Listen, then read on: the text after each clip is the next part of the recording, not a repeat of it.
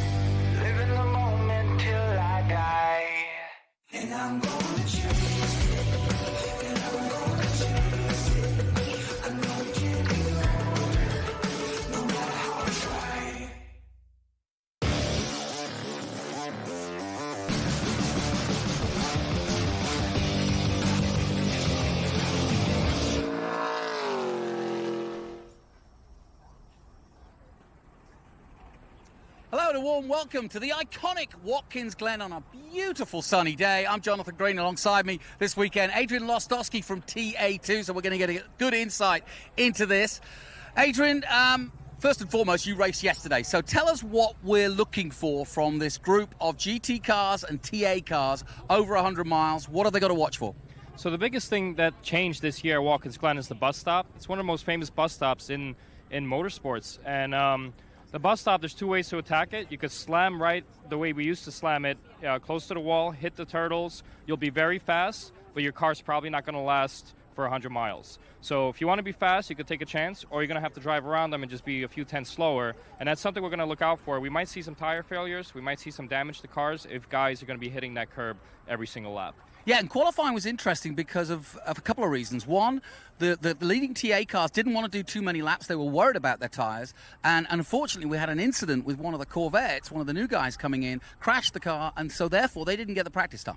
That's right. So the GT class now is all over the place. You have Lee Saunders starting from the back. You have Kylie, I think she's on pole right now in her Corvette. So I think we're going to be seeing a lot of slicing and dicing through the field in a GT class. It's going to be interesting. What's the plan for the man behind us? Go for hell-bent for leather or just wait? I think Chris Dyson, I think these two guys behind us, Paul Menard, Chris Dyson starting on the front row, I think they're the best in the business. And we're so close in qualifying that I think we'll see a very tight race here at the start right away. Thanks, Adrian. Well, we'll see how those two do. They both know this track well. They're both on the front row. We'll take a short break. We'll be back with Ben Sissel to talk to some of the drivers.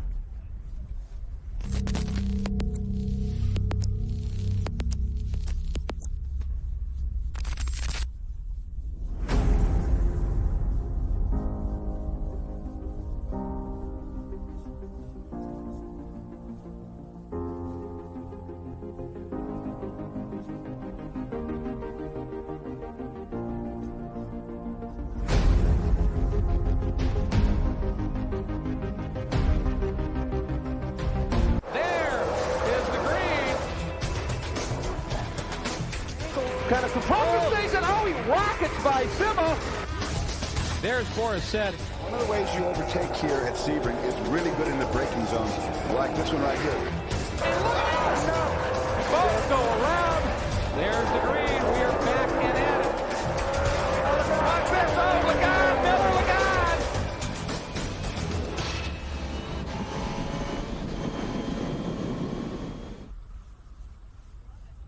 Well, welcome back, ladies and gentlemen, here at the Mission Foods Watkins Glen SpeedTour. This is the fan walk, and check out how many fans there are. Come on, fans, let's get a little bit loud here. We've got the drivers out here.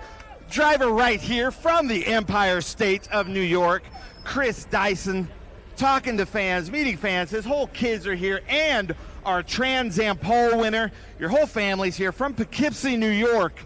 and one of your home tracks. I know you consider Lime Rock Park your home track as well, but you've had really good luck here at Watkins Glen and everything. So how's it feel to be here with all these great fans? Well, it's always great to be back up here at Watkins Glen. You know, this is, like you said, this is part of the home and the heritage up here. The family's been coming up here for going on 50 years since Dad did his early club racing years here, and I came of age up here too, and it's just fantastic. It just puts an extra spring in your step to be up here. This is one of the great tracks in the world, and having Trans Am back here every year, it's something we all look forward to. Nice, I love it. Well, there's Chris Dyson. Then we come across here to Paul Menard in this beautiful Master Force Tools Menard's 3 GT Ford Mustang. And it's funny because, Paul, you've been racing in the NASCAR Cup Series for many years. I went up to you earlier this morning and I asked you how many times have you raced here, and you had no idea. Yeah, I mean, I was trying to run the numbers real quick on the spot there. I think it's been about 15 Cup races and a handful of Xfinity starts. So all on the NASCAR track, which is, backwards oval. The boot's got a little more character to it, and really cool to see all the laps I've made, down the bus stop, through the boot, how many fans are here, how many campers are here, and thanks for coming out. Nice, I love it. Paul Menard up here, Master Force Tools, the Menard's Ford Mustang with 3 GT, always really fast. Our current points leader, check this out up here. Reminder to the fans to meet me up at the front for the command. We come over here, we've got Tommy Dreesy in the Lucas Mav TV car. Tommy Dreesy, longtime runner with us. Then just next to him, we've got the Castrol car of Adam Andretti with Burton Racing. He's over here actually getting a selfie with a dog. That's a first one. But we got to talk about Castrol, the new sponsor here with Burton Racing and Adam Andretti. We're so happy to have them here. But Adam, what do you think about all these fans at Watkins Glen?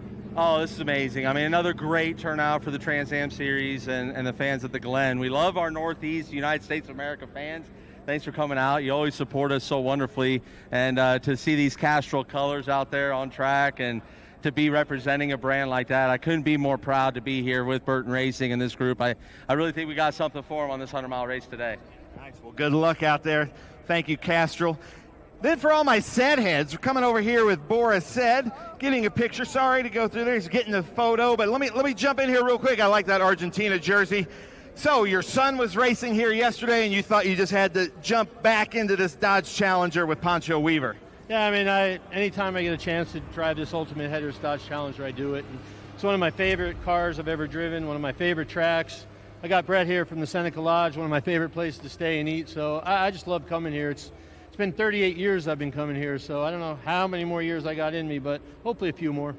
Nice, I love it. How about that, ladies and gentlemen? Boris Said, a legend in motorsports. Then we come back here. Keith Grant is over here in this beautiful TA car. That's the Householder Motorsports Ultimate Headers car. Boris Said, two-time champion in TA. Amy Ruman with the McNichols Valley Automotive Group Chevy Corvette. This has got to feel good to be back here. Perfect weather at Watkins Glen. Yeah, I mean, what a great weekend, and look at all these fans out here. I mean, it's one of the best tracks we come to on the circuit and one of my favorites. So we're looking for a great race today, and what a better day to showcase the horsepower of these TA cars. Well, Amy Ruman, how about that, ladies and gentlemen? Two-time champion. Now, this is where it gets a little bit dicey because now we go through the GT classes. They had a rough qualifying, and Josh Carlson finds himself in the lead of the GT cars in SGT. That's got to feel good.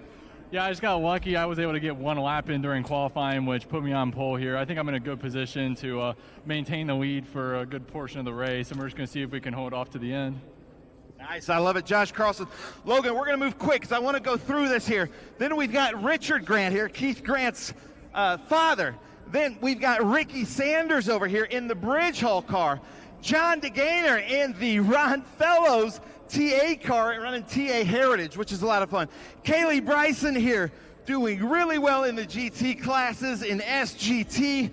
But speaking of that, I forgot to mention this, with a heavy heart, we severely miss our friend Richard Forsyth and G-Speed. He's not here, unfortunately. He passed away just a few weeks ago at his house, non-race related. He was our current points leader in SGT.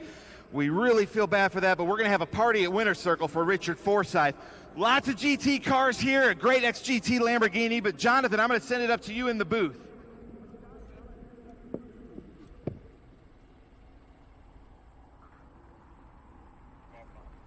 And a warm welcome to our viewers on MAV TV across the United States and around the world on our live stream. I'm Jonathan Green. Alongside me is Adrian Lostowski. And I've said it before, Adrian, you can't get better conditions than this to go racing.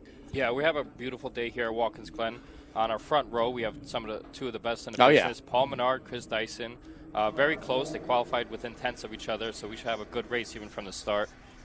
Yeah, I'm looking forward to this, and I'm looking forward to sort of being with you to take us around, because there's a lot of nuances about this place. There's a lot of people have been coming in here talking about the resurface a few years ago. That's a factor. You mentioned one at the top there about attrition and also the bus stop being critical, and it has proven, even in SVRA, that it's easy to get wrong there and bounce over the curb, spin the car around when you're pushing. And I mean, we're set fair for one of the most competitive starts to this one with Dyson and Menard together. Usually one of them has some sort of problem getting to the grid, but not this weekend, thankfully. Well, I say that. Paul Menard has to change an engine and only got one lap in yesterday in practice, but he's changed it all overnight, says he's confident, and he proved it in qualifying. Yeah, I spoke with him earlier today, and he said he did a few adjustments going into the race after qualifying. So we should see a pickup in speed there for the race. Well, I'll remind you again, Paul Menard leads the championship as he has done all season. Chris Dyson, our champion, has been on the back foot somewhat and is 66 points behind, but it can change quickly with the amount of points you can run. Dreesy's third at the moment. He's 35 behind. But then Andretti and Ruman, both with wins under their belts over the years, of course, but they're only 1 point apart from each other. And now with Adam Andretti, with that new Castrol sponsorship on the Burton car, they will want to take that to winner's circle if they can. Let's head down to Ben Sissel for the invocation. Well, thank you very much, Jonathan. I'm here with my friend Marvin Gray, Road Race Ministries, also a big Mustang fan, so this has got to feel really good. So please take off your hats, bow your heads. Marvin, take it away. Holy Spirit, we invite you here as we pray. Lord Jesus, we thank you for the awesome opportunity to be at this amazing facility. And now we ask your blessing and protection on each and every one that's a part of the race today, from the drivers, the crew, the staff, the officials, the workers. And we thank you for our awesome fans. Thank you for coming year after year to support us here. And now, Lord, we pray your blessing and protection on our troops and safety forces as they protect us. Be with our country as we go through this contentious election.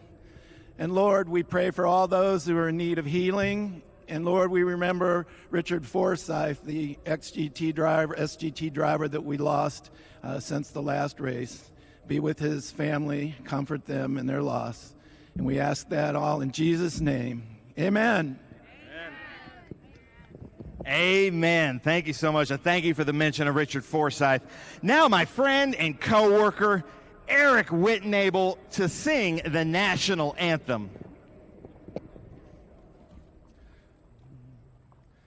Oh, say, can you see by the dawn's early light what so proudly we hailed at the twilight's last gleaming, whose broad stripes and bright stars through the perilous fight o'er the ramparts we watched were so gallantly streaming, and the rocket's red glare, the bombs bursting in air, gave proof through the night that our flag was still there.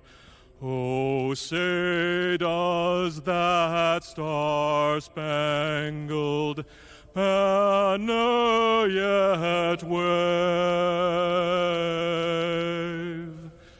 o'er the land of the free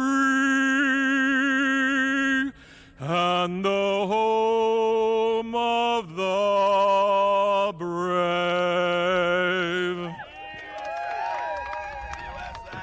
Wow, how about that, ladies and gentlemen? We're going to come back to the fans here in a little bit, but Jonathan, back up to you in the booth. Yep. Conditions, as we said, Adrian, similar to yesterday. What does that mean when you approach a nice sunny day like this at the Glen? Like you said, this is your home circuit. You've probably done a few thousand miles around here. How do you approach a race in the sunshine like this?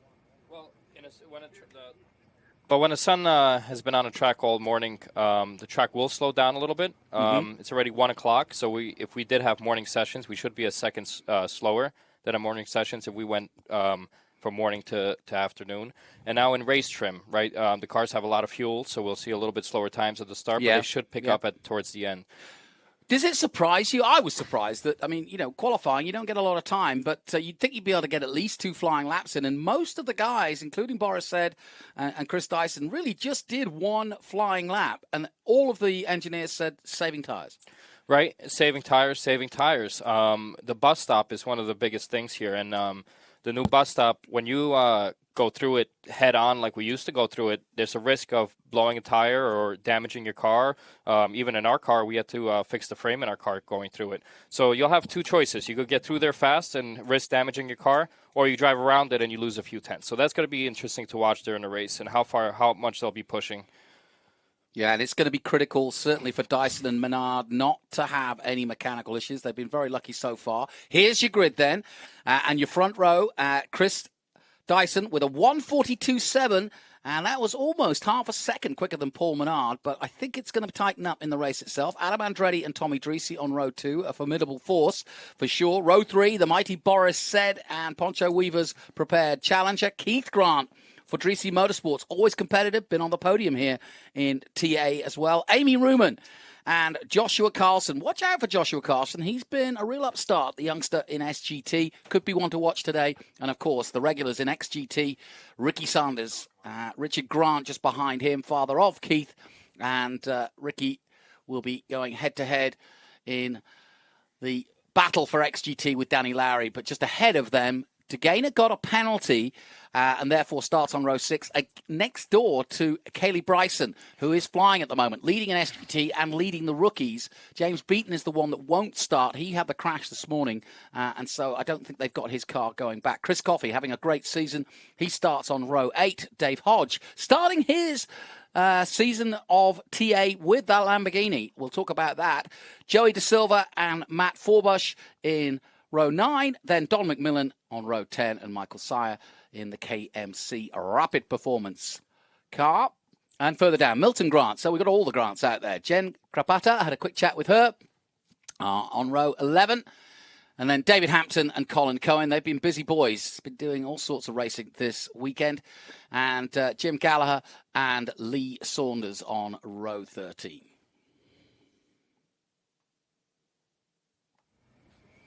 So we await the start of this one.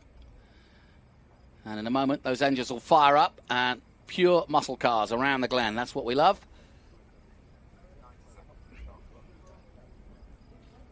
Give me a bit of tactics in 10 seconds. Dyson, does he go for it straight from the start and try and get ahead of Menard, or just watch what the pace looks like first off?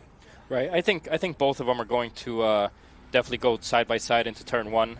Dyson's going to give it everything he's got. Paul Menard's going to give it everything he's got. So it's going to make it interesting. And then you have Adam Andretti. So Adam Andretti is going to follow the car.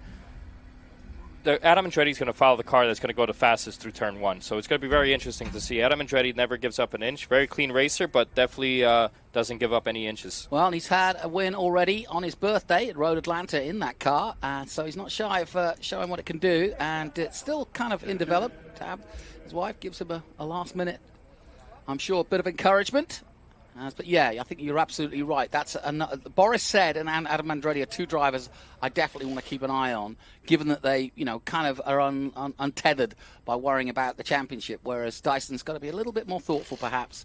And Menard, likewise, doesn't want to blow it now after going so well in his first full season now with TA. Let's head down to Ben Sissel now for those important words. Well, Jonathan, as you know, the Trans Am Series is all about the fans. So we gathered up a bunch of rowdy fans to give the driver command. So fans, are you ready? Here we go. Drivers, start your engines!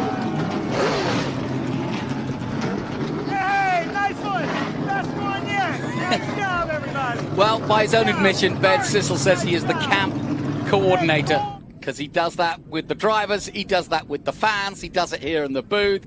He is having a good time. How can you not have a good time when you've got Ben out there just giving them the rah-rah? But this is the time, isn't it? This is when the talking stops. I bet this is the best time for a driver. You put the visor down, you go, oh, I'm on my own. Yep, that's where all your butterflies start going away. That's when you start getting ready, and then you're ready to do what you do. One thing we didn't talk about is Adam Andretti has a new sponsor for this race, yes, Castrol. Yeah. Yep, it's nice to see a global company coming into Trans Am. I think Adam Andretti is the perfect person to represent that, and definitely hats off to them. Hopefully they'll be doing more races with Adam Andretti. Yeah, Master Force tools, of course, part of the Menards product line. So if you go to a Menards store, that's what you'll find. And yeah, it's good, like you say, to have real blue chip motor racing companies that are back cars from Formula One all the way down to the smaller cars. And yeah, that's a major motorsport sponsor in this country. Another interesting sponsor, well, Chris Dyson, he mentioned to me that they're doing a different color for this race. That's right. Pear and pear and pineapple. Pear and pineapple flavored Jim Weed It's what she drinks. It's what Lola drinks. Is it Lola? I forget her name. Yeah, I'm not sure. I think it's Lola. Anyway, that's Dan Lowry's effectively G-force measure. We know how hard he's leaning into the braking or how far the camber's taking him when we see her going from left to right and playing her ukulele. So we'll keep out a watch out for her, the hula girl, with Danny Lowry. He and Ricky Sanders going for it. But they've got some competition today. We've got you know this, Adrian, we've got probably one of the biggest fields we've had in GT classes in a long time. Now, as we've said, it's a special track, this. Adrian will tell you that, but so too will any of the drivers. So why don't we take a look around this famous Watkins Glen circuit? Watkins Glen, one of my favorite tracks in the world. Super fast, super technical. As you see when we're coming down for the start, I'm on the outside. It's downhill to the right, a lot of understeer through here. Super important corner because when you come to turn 2, it's all uphill and leading to the fastest straightaway on the track. 180 miles an hour going into the bus stop. Use a lot of curves. Here's me and Justin having a great battle last year. Into the right-hander. It's a long right-hander downhill headed into the heel of the boot. Now we're going in the toe of the boot. It's really uphill here. You can really drive it in there deep. Got to get the traction down. As you come over the crest of the hill, coming into turn 8, hard right-hander. The last turn is very important because it leads onto the front straightaway, which is a very good place to pass. But that's a lap of Watkins Glen, which is one of the greatest tracks in the world.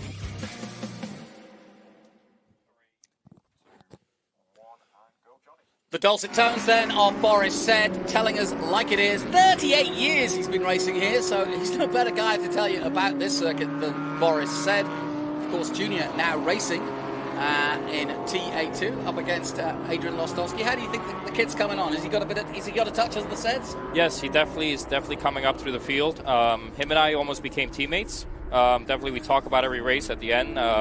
Definitely before each race, how he does the track, how I do the track. So definitely a really good guy, friendly guy, good driver, really races clean. So his son is definitely coming up, you know. How hard is it to make the transition as you did from production cars to TA in this field? TA is a night and day difference, but it definitely points out the driver. You don't have any driver aids. You're at the limit of the car the entire time. It's still a momentum car with 550 horsepower. Mm-hmm. Well, you can see the championship, and that's why today is critical. Chris Dyson really wants to get one over on his rival, and I just got a feeling we might see a very determined Jim Wheat, number 16, all-new colours. For his new launch of that pineapple and pear Jim Weed energy drink. And previous winners there, you see it. Justin Marks has won the last 2 times here. Dyson's won twice here, but has been on the podium every time since. Ernie Francis Jr. no longer racing in Trans Am. And while we've got Justin Marks up there, congratulations. Just signed Shane Van Gisbergen for the 25 season in NASCAR. And great that Justin Marks and his Trackhouse team going so well with NASCAR, but it's great to have Justin as part of Trans Am's fraternity. Here we go then, on the left-hand side, it's the green and white Jim Wheat TA car of Chris Dyson. Very close there as Menard tries to get alongside him, and it really is going to be, the first corner is brutal, isn't it? You've got to get it right. Yep, we're all going to be slicing and dicing through it. Here we go then, a full packed field. Led by the TA cars. The green flag waves. Away we go. Let's see if Dyson can hold off Menard. Menard goes to the outside, or stays on the outside, I should say. Watch out for Andretti trying to get through on Menard, and he almost does. They're side by side. And unfortunately, the new Castrol sponsorship will have to settle with Burton Racing and Adam Andretti for third place. But a good, keen start by everybody. Yeah, and there we see Lee Saunders going up through the field. He had to start last due to a technical problem, so there he's going to watch for him to move up the field pretty quickly. Yeah, I gave him a hard time. I said, don't hold back for us today, Saunders. Side view way through. He said, yes, sir. Into the bus stop they come then. The 16 of our current champion, Chris Dyson, leading the way from the championship leader, Menard. Andretti is third. Then it comes Tommy Dreesy just behind him. There's Keith Grant. Then is Amy Ruman. Ruman, part of the All-Star weekend. Pretty good fun, that, wasn't it? And into this downhill. It's a tricky corner, that left-hander, isn't it? It definitely is tricky because it's going downhill, so you could overshoot that. So the car doesn't slow down like it does everywhere else because it's the act of going downhill as well. So it could definitely trick you, and you could end up in a wall there. But it looks like they're in nose to tail right now. Spoke to Tommy Dreesy as we're on board with the Dreesy Motorsport Chevrolet Camaro. I spoke to him this morning. He said it's going to be competitive. He gets a good feeling about all of the top five, and it's improving on that way already. Boris said at the back of this group, at the moment anyway, Boris in 6th place, Amy Ruman just behind her, Josh Coxon, the first of the SGT cars, leading the way, the youngster in the number 36 and 8th overall. So already, Menard and Dyson are pulling away. But the key is, as you've told me many times, it's fine being aggressive, but be over-aggressive and you won't have tyres for the last 10 laps, right? That's right. That's right. We have to remember this race is 100 miles. And what's interesting now is going into the bus stop, we're going to watch Paul Menard and Chris Dyson go through there. It's hard to pass on the inside of the bus stop due to those hurdles there now. So it's going to be interesting to see if someone attempts to go side by side on the entry of the bus stop. Yeah, people forget where they are and that particular situation. You can easily get it wrong. I'm thinking about experienced drivers too, like Boris said, who are so used to doing, like you say, straight lining it as a principle. Well, you can see Dyson using plenty of the curve, so too Menard. Andretti a little bit more gentle. But they are pushing on. We're in the 150s in that first lap. That's a fairly quick lap for a standing start or a rolling start. And on board with Dreesy into that left-hander. Is it off camber? Yeah, it starts off camber, goes into camber. It's a very tricky turn because you run out of racetrack pretty quick at the exit. So if you misjudge it, you'll run out of racetrack and end up over the curb in the grass there. This you've just got to kind of time it right, where you're going in early and trying to get out fast, right? That's exactly right. Try to have a straight angle coming up that hill so you can get the power the earliest. The driver getting the power the earliest there is going to have a better run down into turn 8. To the heel of the boot, turn 8, and back up the hill now to complete the lap. And look how close Menard is to Dyson early on. It's going to be an interesting cat and mouse this. I think Menard's just going to wait and bide his time. There's no need to do anything. He has the lead. It's Dyson with the pressure on him. And Menard may be able to force a problem or an issue. But Dyson is so consistent. Generally, interested to see what the lap time is this time as they cross the line. Well, now we're down to the 47.8. Oh, side by side. Oh, he's got a chance here for an overtake. Let's see if he takes him on the inside. Nope. I'll shut the door on him. So you were saying we saw 44s in practice, and of course the pole time of 42.7. But we've got full fuel loads, and you know, like you say, it's going to be slower in these first and opening laps. And the track is much hotter now than it was earlier. Yeah, Paul Menard's team, they worked all night to change the engine. They put an engine yesterday. Yep. He only got one lap in yesterday. That's right. Luckily, because of his NASCAR days, he knows it backwards. I did talk to him earlier, and he said the car's really good through the NASCAR stuff, and he's still learning all the boot, basically, which he's never driven before. Yeah, I forgot. He told me that this morning. Of course, when NASCAR come here, they do a shortened track, so he's not done the boot before. Right. For example, this turn he's never done before. Yeah. The next corner he's never done before, so he's learning this track as he's racing here, the boot section of it. Yep. Then when he goes back to the NASCAR course, he feels right at home. All right, coming in once again to the toe and on board with Tommy Dreesy. But at the moment, after 3 laps, it's Dyson, Menard and Andretti leading the way. So high above the heel of the boot, and you can see how close it is between the leaders. Nothing really between them, and you sense the feeling that Menard probably feels like he's got a quicker car, because he's already made a look up the inside, and look, he's preparing himself as he goes through 10 to kind of suck up to the back of the 16 and make another run at turn 1. Yeah, he looks like he's going to get a good run. He used a little bit more track than Dreezy did that time around. He's going to try to draft him down a whole straightaway, and let's see if he's going to try to go on the inside for turn 1 here. Well, Dyson knows it all too well, gets into the middle of the track, makes sure he can't go around the outside, then takes the best line through turn 1. Nicely done by our champion. But these two are a class of their own, aren't they? Two very, very good drivers, and just loving, if you like, the middle of their careers, if you will, because they've been around a fair few times before. And of course, the Menards motorsport tradition is huge, as is the Dysons. Rob Dyson, his father, raced, and now Chris is lighting up the roads and the courses. And Menards, well, their family are just royalty, really, when it comes to sponsorship in racing. And Paul seemingly really enjoying racing in TA. The pressure of, it's got to be a lot more in cup racing with the money on the line and with obviously, paying the team. Yeah, Paul, though, he sees every race that he does so serious. Yeah. Getting a chance to do the All-Star race with him, I mean, we were on a computer looking at data. Yeah. He was so competitive, and I was happy to see that. And he takes all the race he does so serious. All right, well, at the moment, Dyson, Menard, and Andretti. Andretti's locked off about 2 seconds now off the Menard Dyson pace. So we'll see if Andretti can come into the fray later, but it's a two-way battle at the moment between these two, and it's just going to heat up. And we welcome our viewers back on MAV TV, and of course our SpeedTour viewers around the world. We are watching a real dice at the front between Dyson and Menard. Paul Menard, who leads the championship at the moment, has done all season long, and the champion, he don't like that much. And it started really badly for Chris Dyson when he was punted off the road at Sebring by, of all people, another former champion in Ernie Francis Jr. So it was the duel that never happened, which was Chris Dyson versus Francis.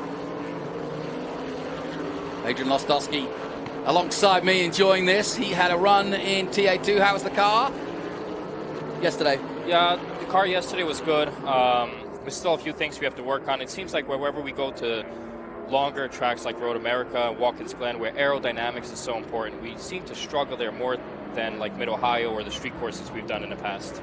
I've seen CMI on the side. What is that? And that's your new sponsor this season. Here we go. We're going to see, first of all, though, an overtake, a replay. I'll let you call what you see. That's the 04 of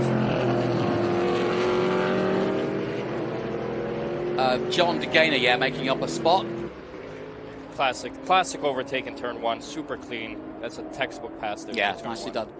Well, Menard, as you can see, still glued to the back of the Jim Wheat 16.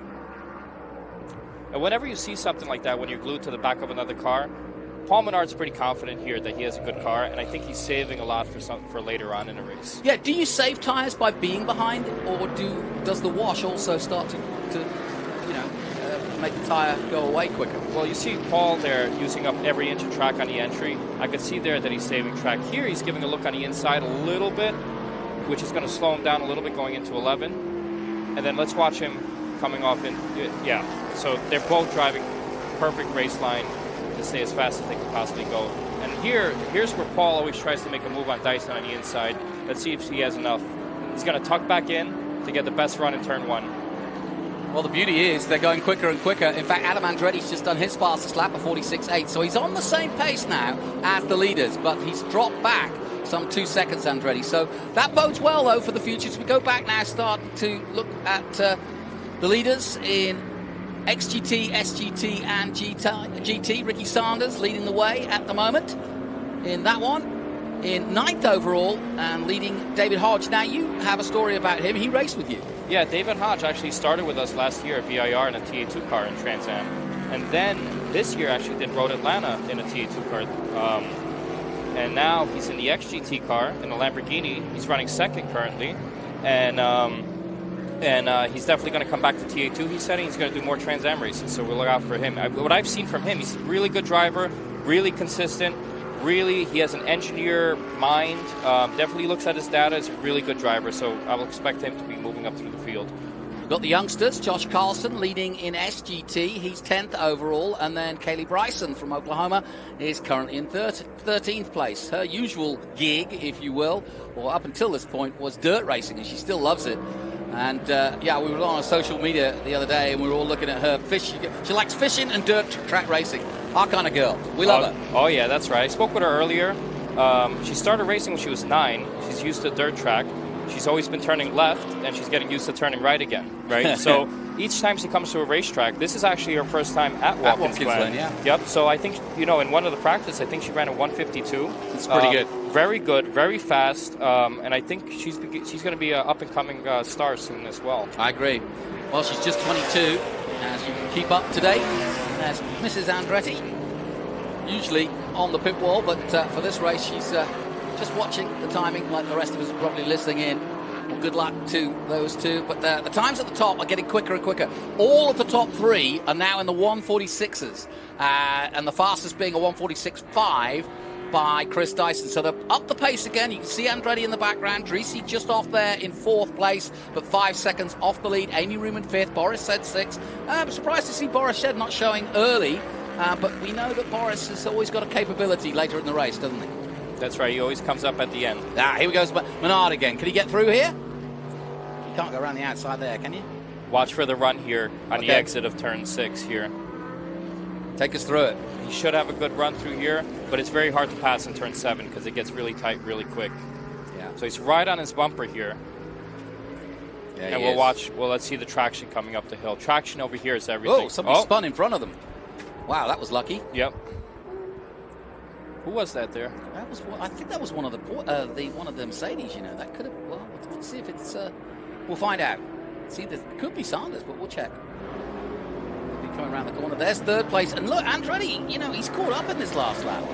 All 3 of the top 3 right now are within the same 10th of a second best lap. Yeah. So they all ran their best lap within a 10th of a second.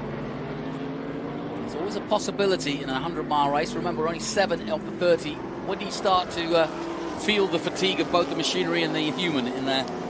On a day like this, a sunny, hot day, I think when you don't have a full course caution within the first 12 laps at a track like this, you start feeling the heat, you start feeling the fatigue, and you're going to see drivers start making mistakes. Well, there's our first real close-up look of the Burton.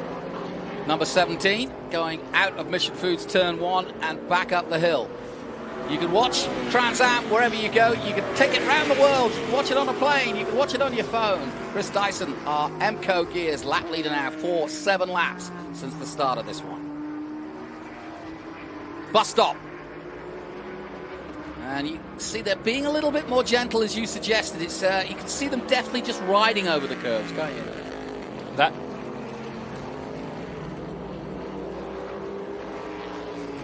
No change here. 8 of the laps gone. Like you say, learning the boot is Paul Menard. Thinking that NASCAR, of course, he'd know the back of it, this place like the back of his hand, but of course they do the short course. So. Haven't mentioned that De Silva in 14th position is leading in his Supra in GT. And chasing him is Chris Coffey. He's had a great season so far. More to come, though, from this one with 8 Gun. So if you were Paul Menard, how would you play it here? You've kind of sized up speed. You're both at the same pace. He's not going to force Dyson into a mistake. He's too good for that, in my opinion. Oh, it looks like we have full course caution. Oh, now, well, this changes it again, doesn't it? But I suppose now the leaders are thinking, okay, that helps for the tyres. Right. Because they've been pushing. They've been going fastest laps in the last few laps, and now it cools down. Tell me what happens physically to you and the car when you stop racing a race car as it was designed, which is to push air, cool it, and keep it going. Right. The second you slow down, you start cooling off your brakes, you start cooling off your tires, you start cooling off your engine a little bit, and you start cooling off the driver. We're going to see drivers sticking out their hand to get air in the car, and that's the point where you kind of reset your car. You reset your car to have a good restart when it goes time to go green. Keep your tires clean, but don't wear them out for no reason too much. And we're going to see a lot of drivers taking care of the car now. So as you can see, the pace car trying to effectively get him in an order that works for a restart. What you don't want to do is have to restart the much faster TA cars in a pack of production cars. And so they're just sort of pushing everybody round until they get back to the leader, which of course is Chris Dyson. So different format this weekend. We drove TA2 on Friday, and it was all one day, qualifying and the race. And that's been pretty much the same with TA. So it's a bit of an experiment. We'll see if it works for the drivers or not. And as you can see, all the GT cars now ahead of the Ginetta, and they will try to scoot back round and get back so we can go for the restart. Here comes the rest of the field.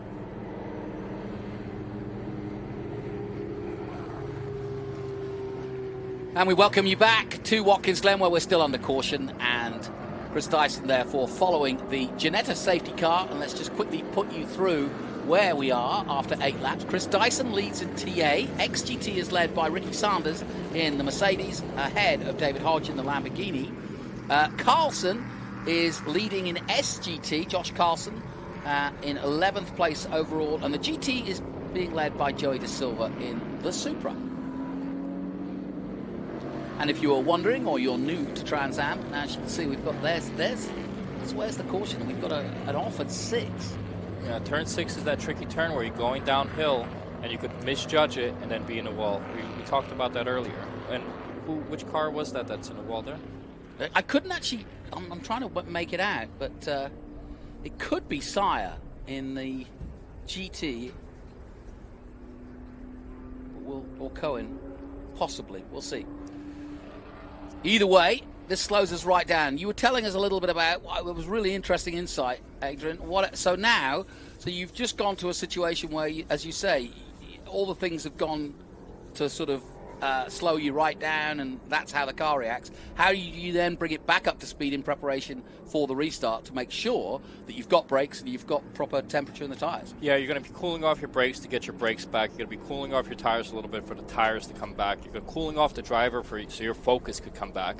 I mean, you got to think about this. We just raced for, let's say, 10, 20 minutes straight, right? Yeah. So that's X amount of seconds. For all those seconds of time, each driver here can't lose a second of focus. Right. They're hyper-focused for 10 minutes straight. All right, well, let's head down to Ben Sissel. He's down in the pit lane with 3GT. Well, thank you very much, Jonathan. I'm here with Tony Gentilozzi, the crew chief of 3GT, Master Force Tools car of Paul Menard. Now, something I want to talk about that I forgot to cover.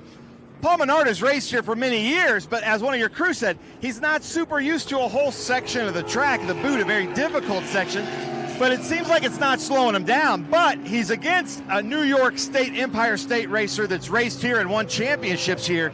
So you guys are doing such a great job. He's talking to the driver right now, so I'm going to kind of stall, but it looks like, just looking at their body language, the 3GT team looks very relaxed, which is usually a good sign. He's nodding on the radio, talking to Paul. Paul also usually has a lot of composure as he's talking. Usually doesn't say much. Paul in real life doesn't actually say too much. But once these cars go by, he's looking at the time. So, still talking. Sorry about that. What's your driver saying? I see he's talking to you. He's not showing us anything. It's like the football coaches that put the pad of paper in their plays over their mouth so we can't read their mouth. I like that. Always the competitors, 3GT. But he said, I did hear him say, just keep it in the ballpark. We're doing great. Your driver seems calm. Everything good? Yes, absolutely. We have a tremendous race car. Had a little hiccup in qualifying, but we've got a car to race with today. Nice.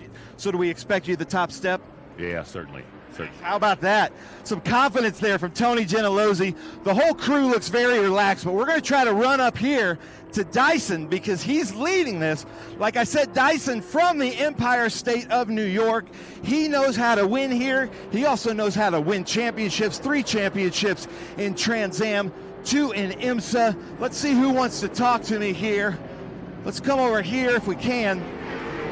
So who wants to talk, Stevie Dix? So it looks like it's going in your favor. How's your driver doing? Everything sound good? Yeah, everything sounds great. He's just cooling the car down a bit during this yellow flag portion of the race. And hopefully we'll just keep carrying on as we are. It's going good. Our feedback from Chris is good. Everything's going good. You know, more than any other time that we've been at Watkins Glen. Now, big part's because it's rained here the last couple of years, but is tire degradation. And then they put a new section at the input into the bus stop. And I saw Pirelli going around and reminding drivers, are you seeing anything with tire deg? No, our tires have been good all weekend so far. Nice, yeah. Good all weekend so far, good grip. Jonathan, Adrian, back to you guys. Perfect stuff, as always, and it was Michael Sire, as you can see, being led off there in the Porsche. And I think the delay now is obviously to get that car out of harm's way, but also I think there may be some repairs. That was a turn 6. That's an odd one, isn't it? Yeah. Turn 6 is the one that goes downhill. So you're braking hard, going downhill, and you need to turn at the same time. So it's definitely a tricky one. But now for the restart, if you think about all this, Adam Andretti was on his way up, catching back up to Paul Menard and Chris Dyson. So now that resets him. So we're going to have a really good race coming from Andretti for the top 2. Yeah, Andretti and Dreesy have a chance now to join the leaders because they were on a similar pace. That's right. Now in SGT, you had Lee Saunders starting dead last, and he's up to 3rd now in SGT. Wow. And now Kaylee Bryson in a Corvette. Now she's going to be reset to Carlson, right? So now we're going to have a 3-way battle in SGT, and then that resets also GT with Joey Da Silva and Chris Coffey. So it's definitely going to be interesting now. And also, it's one thing to look at, Ricky Sanders and David Hodge, right? David Hodge started his Trans Am career with us in TA2. He's in 2nd, but now he's going to be reset to Ricky Sanders at this start, going for the lead. So there's going to be 4 different classes. Everyone's back, reset, bunched up, and they're going to get a second shot at it. So we'll definitely see some action at this start. Yeah, no question. And the pace car, the Ginetta, leading us down the front straight again. And no change in the caution. 9 laps gone. Of course, the race continues. Just another point of view here. We call this a 100-mile race, and it either goes to the time.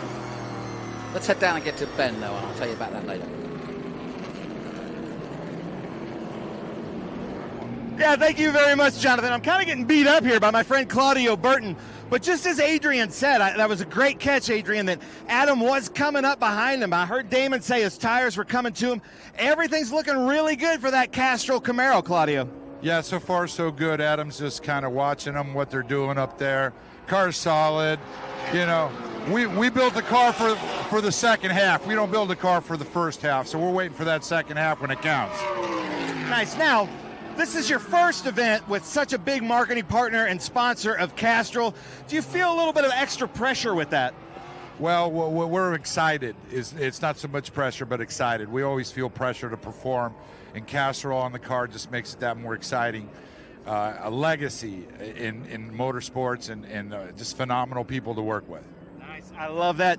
I want to say that also as a British car fan, I love Castrol Motor Oil and always huge supporters of motorsports for the last few decades. So Jonathan, Adrian, back up to you. That's right. Good old British Petroleum Castrol going there. And so you know what's interesting with what Claudio said there, you know, they build a car for the second half of the race. Yep. Adam Andretti is a driver that exceeds in the second half of the race. Yeah. So he'll be nowhere to be found. And then out of nowhere, at the very last few laps, you'll see him all the way up front. So that's exactly the way Adam Andretti is been. You know, he's always up front at the very end. And the other thing, I spoke with Joe Hullett on that team. He's the electronics guy. Yeah. And he said that particular car, that Castrol car, is one of the most technological advanced TA2 cars that he's ever done. Ever seen, yeah. Yep. That car is beautiful inside. It's got the beautiful Motec screens. All the wiring is beautiful. And he was definitely very proud of that. So that car is very technologically advanced. Yeah, and of course, there's quite a few nuances, and it's a really, I mean, you know, this is chassis 001 type thing, and as Claudio has said in the past, and if you listen to our stories from the paddock, you'll listen to him talking about how they're developing more chassis, but this is all brand new, and while at speed, that car doesn't look that different than the others in terms of, technologically, it really is. And you ask Adam Andretti about it. What you need to do is you need to go online, look up Burton Racing, and then look at another Camaro and see how the difference is. It's a lot lower, for example, but you can't see that until you get up close to it.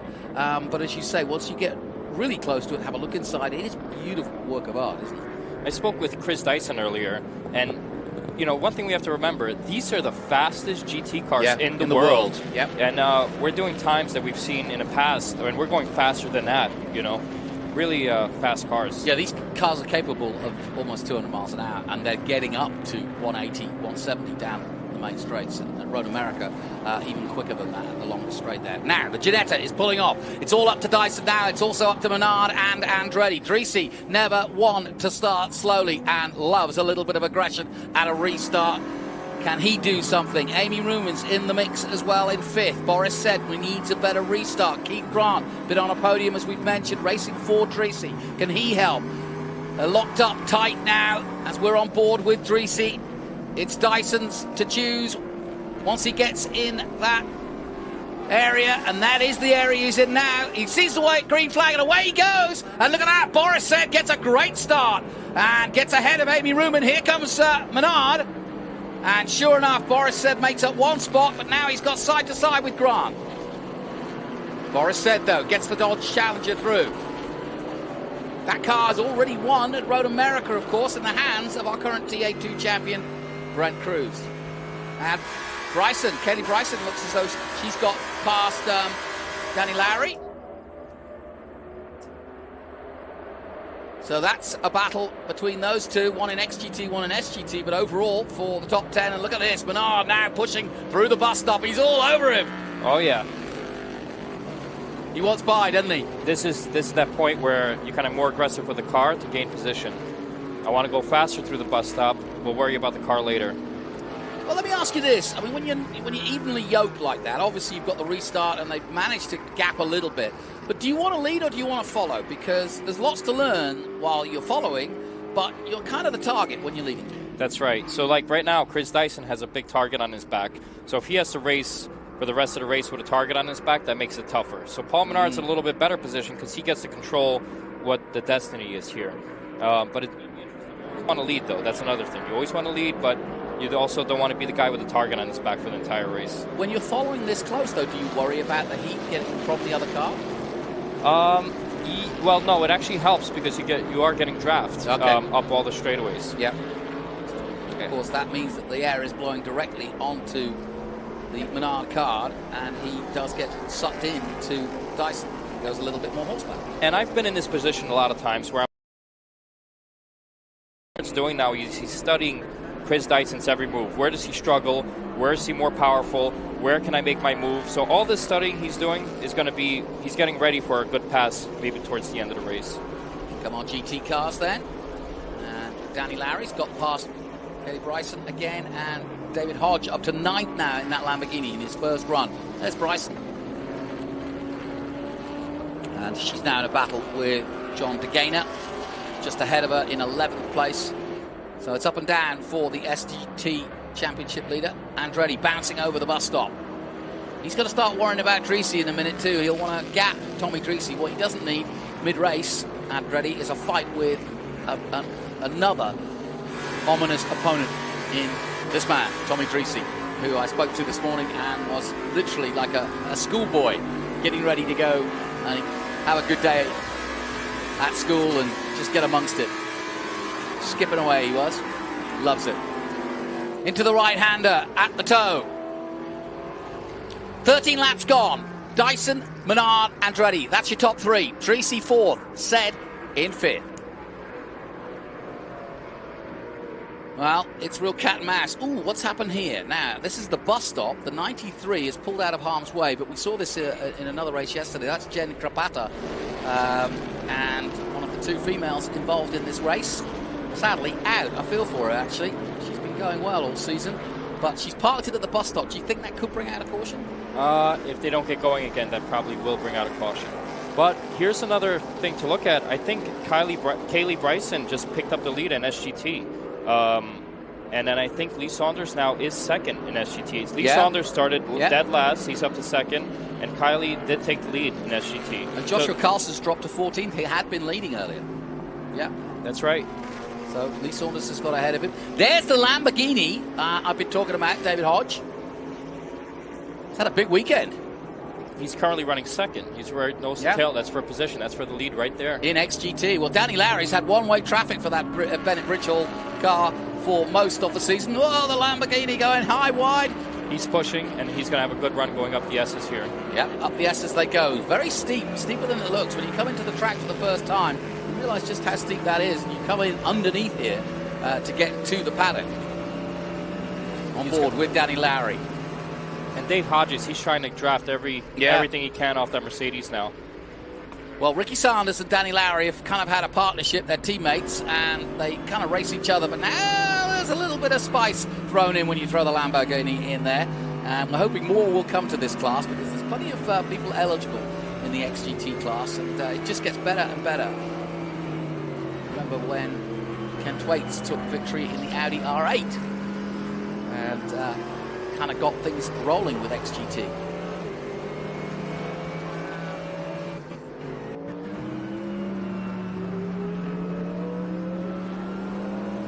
We're getting to the halfway point in this TA race. We welcome you back on MAV TV live across the USA and around the world on our Speed Tour.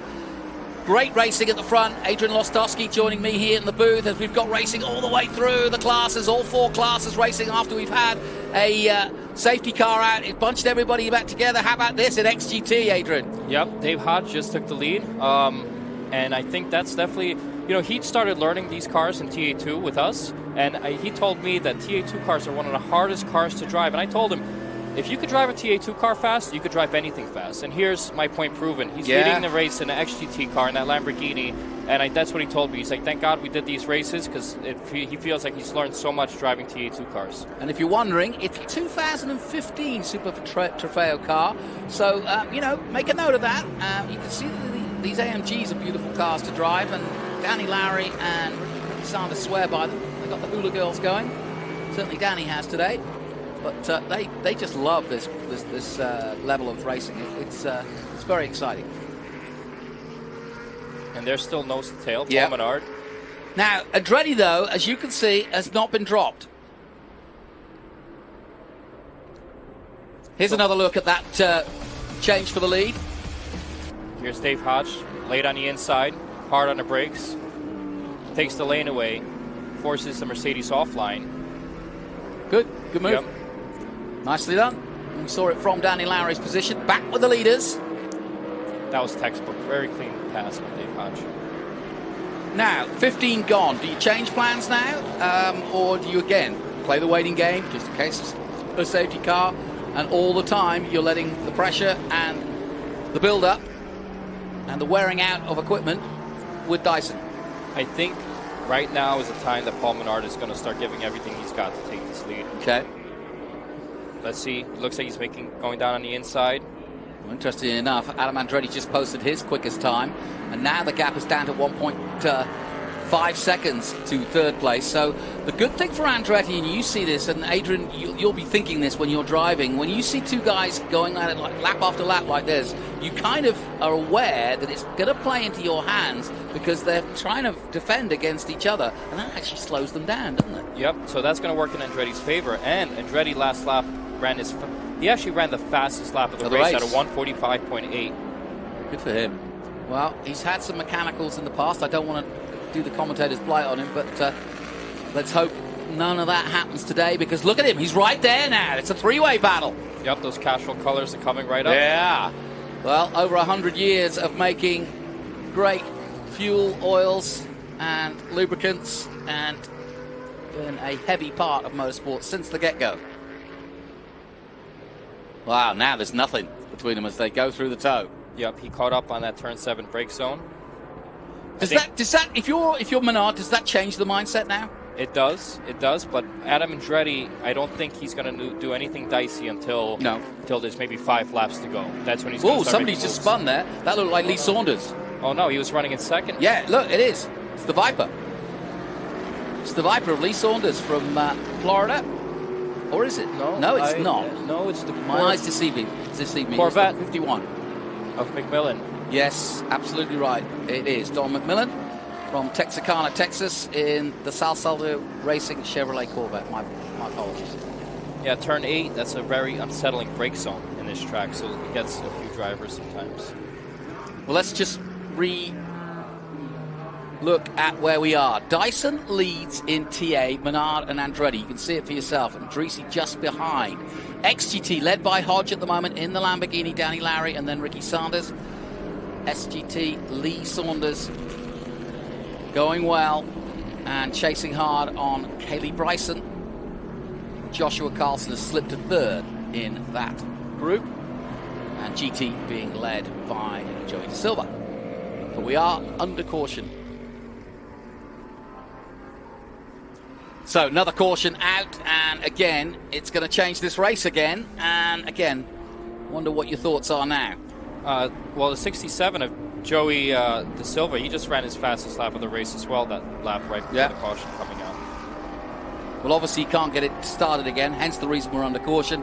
And it's a shame, because if he could get it fired up, he could get it out of the way, but it looks as they're going to have to drag him out of the way. It's a shame, but it gives us our second caution in our TA race. This is round 8 of the championship. We're getting down to the business end of this. The championship's been led by Paul Menard all season long, but now trying to make a fist of it and trying to make a fight of it is this man, Chris Dyson. So we are under caution here at Watkins Glen. We're going to take a short break. We'll be back with more of the action after this.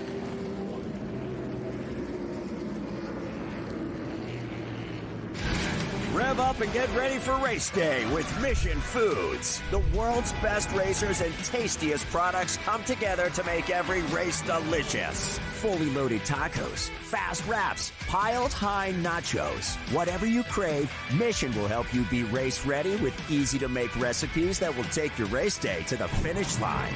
Keep your racing delicious and enjoy all the mouth-watering action. Brought to you by Mission Foods. Too fast, too tasty. The VIR Speed Tour returns to Virginia International Raceway October 4th through the 6th, featuring the Trans Am Series presented by Pirelli, the Q3 Architecture TA2 Series, the Sports Car Vintage Racing Association, International GT, Optima Search for the Ultimate Street Car, PSSA, and Ginetta Challenge. Saturday, you can take part in the Haggerty Cars and Camping Car Show with Parade Lab. You do not want to miss the VIR Speed Tour October 4th through the 6th. For tickets, simply go to speedtour.net. Welcome back to Watkins Glen, where we're under caution. As you can see, there's one incident at the heel of the boot, and there's another one at the bus stop. So there's all sorts of drama going on in this one. Through goes Boris Said, and I'm very interested to know what he's got to say about how he's going. I expected more competitiveness from Boris, given that he's got that huge history. He told us at the start, 38 years he's been coming to the Seneca Lodge and staying there, and he's got guests here from there this weekend. He and his son now a duo, so to speak, with Junior now racing in TA2, a nervous dad, one of the legends of motorsport in America, watching on. So to keep his nervousness at bay, he decides to race for Poncho Weaver whenever he gets a chance. We're on board with Chris Dyson under safety, trying to keep everything together and concentrate. That's another side of this.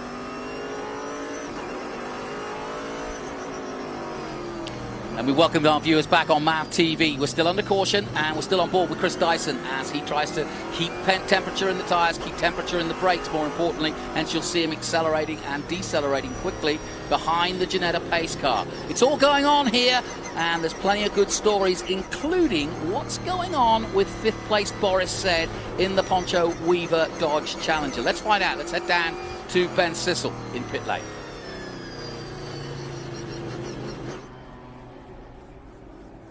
Yeah, thank you, gentlemen. I'm here with my friend Poncho Weaver with the Boris Said car, currently running 4th. It looks like you guys are running a little bit different strategy. We are. It's a long race. It's a hot day, and we decided, the car is just a tick off. Instead of pushing it and having a problem, we're just going to wait till the end of the race, and we're coming on. It's a little over halfway right now, and it's time for the tires, that have been saved to, get a little more aggressive with them, and we'll see what happens. Nice. Now, Jonathan, I don't know if you know this, but this is something that he picked up from Dale Earnhardt back in the day. With this setup of the eyeglasses, Pancho can actually see 15 seconds into the future. So he's going to be watching here for the green flag. As these gentlemen are here, they're all up here to report the green flag. But Pancho's going to know what happens 15 seconds in the future with that futuristic glasses setup. Is that working out pretty well for you? So far, it's working out really good. It's a little hard to keep it all together and inside between my ears, but we enjoy, as you get older, we're the old group, right? Boris is 62, I'm 68, and we're here to just have a great time and kick everybody else's butt if we can. Today's a little off, though. Well, there you go, Pancho Weaver with that ultimate headers and Householder Motorsports trophy trucks out of California, and Steel It particle paint, steel particle paint. Nice, there you go. Well, gentlemen, back up to you in the booth. We are coming back to green, and I think you're right. He laughed at that joke just 15 seconds before you told it.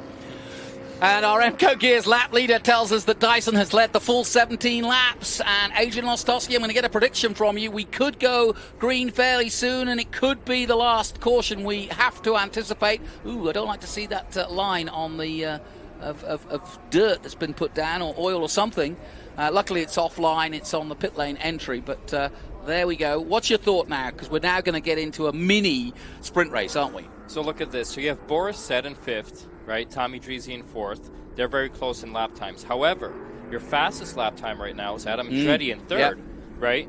With now Paul Menard as the 2nd fastest lap time. And then first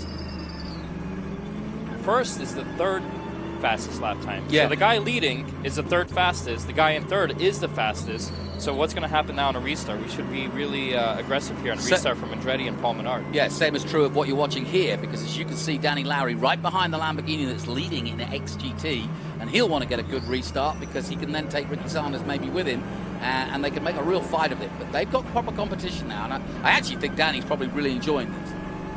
Yeah, and Dave Hodge, I watched his driving. He doesn't make any mistakes. Definitely consistent driver, so I don't see any mistakes coming from him in that Lamborghini. Look at that, he's going berserk now as she gets the tyres warmed up. Got a tune going on. Yeah, David's been racing in SVRA as well this weekend, so he's had plenty of lap times to get that Lambo dialed in, including taping it up with duct tape at the front there yesterday. So he's got a lot of work going on. And then in SGT, here we go. Go ahead. Yep. With Kylie Bryson and Lee Saunders, that's going to be an interesting that's going to be an interesting restart. Well, as you can see, the safety car has come off.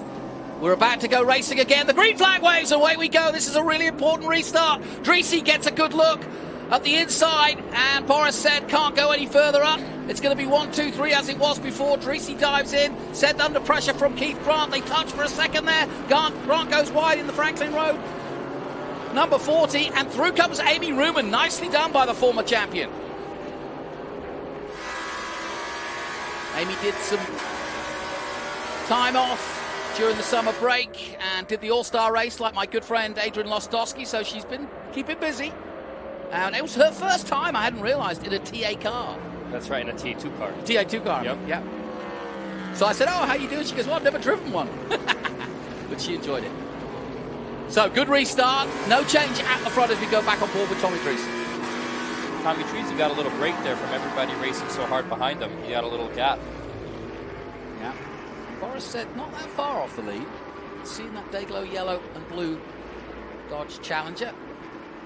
Don't seem to get many challenges out there. Poncho's been kind of flying the flag for it, and Boris swears by it. He loves the car, and of course it's won already with Brent Cruz at Road America this year, and Boris has won in it in the past, and several others. Andy Lally, I think, had a run in it, and a few others have.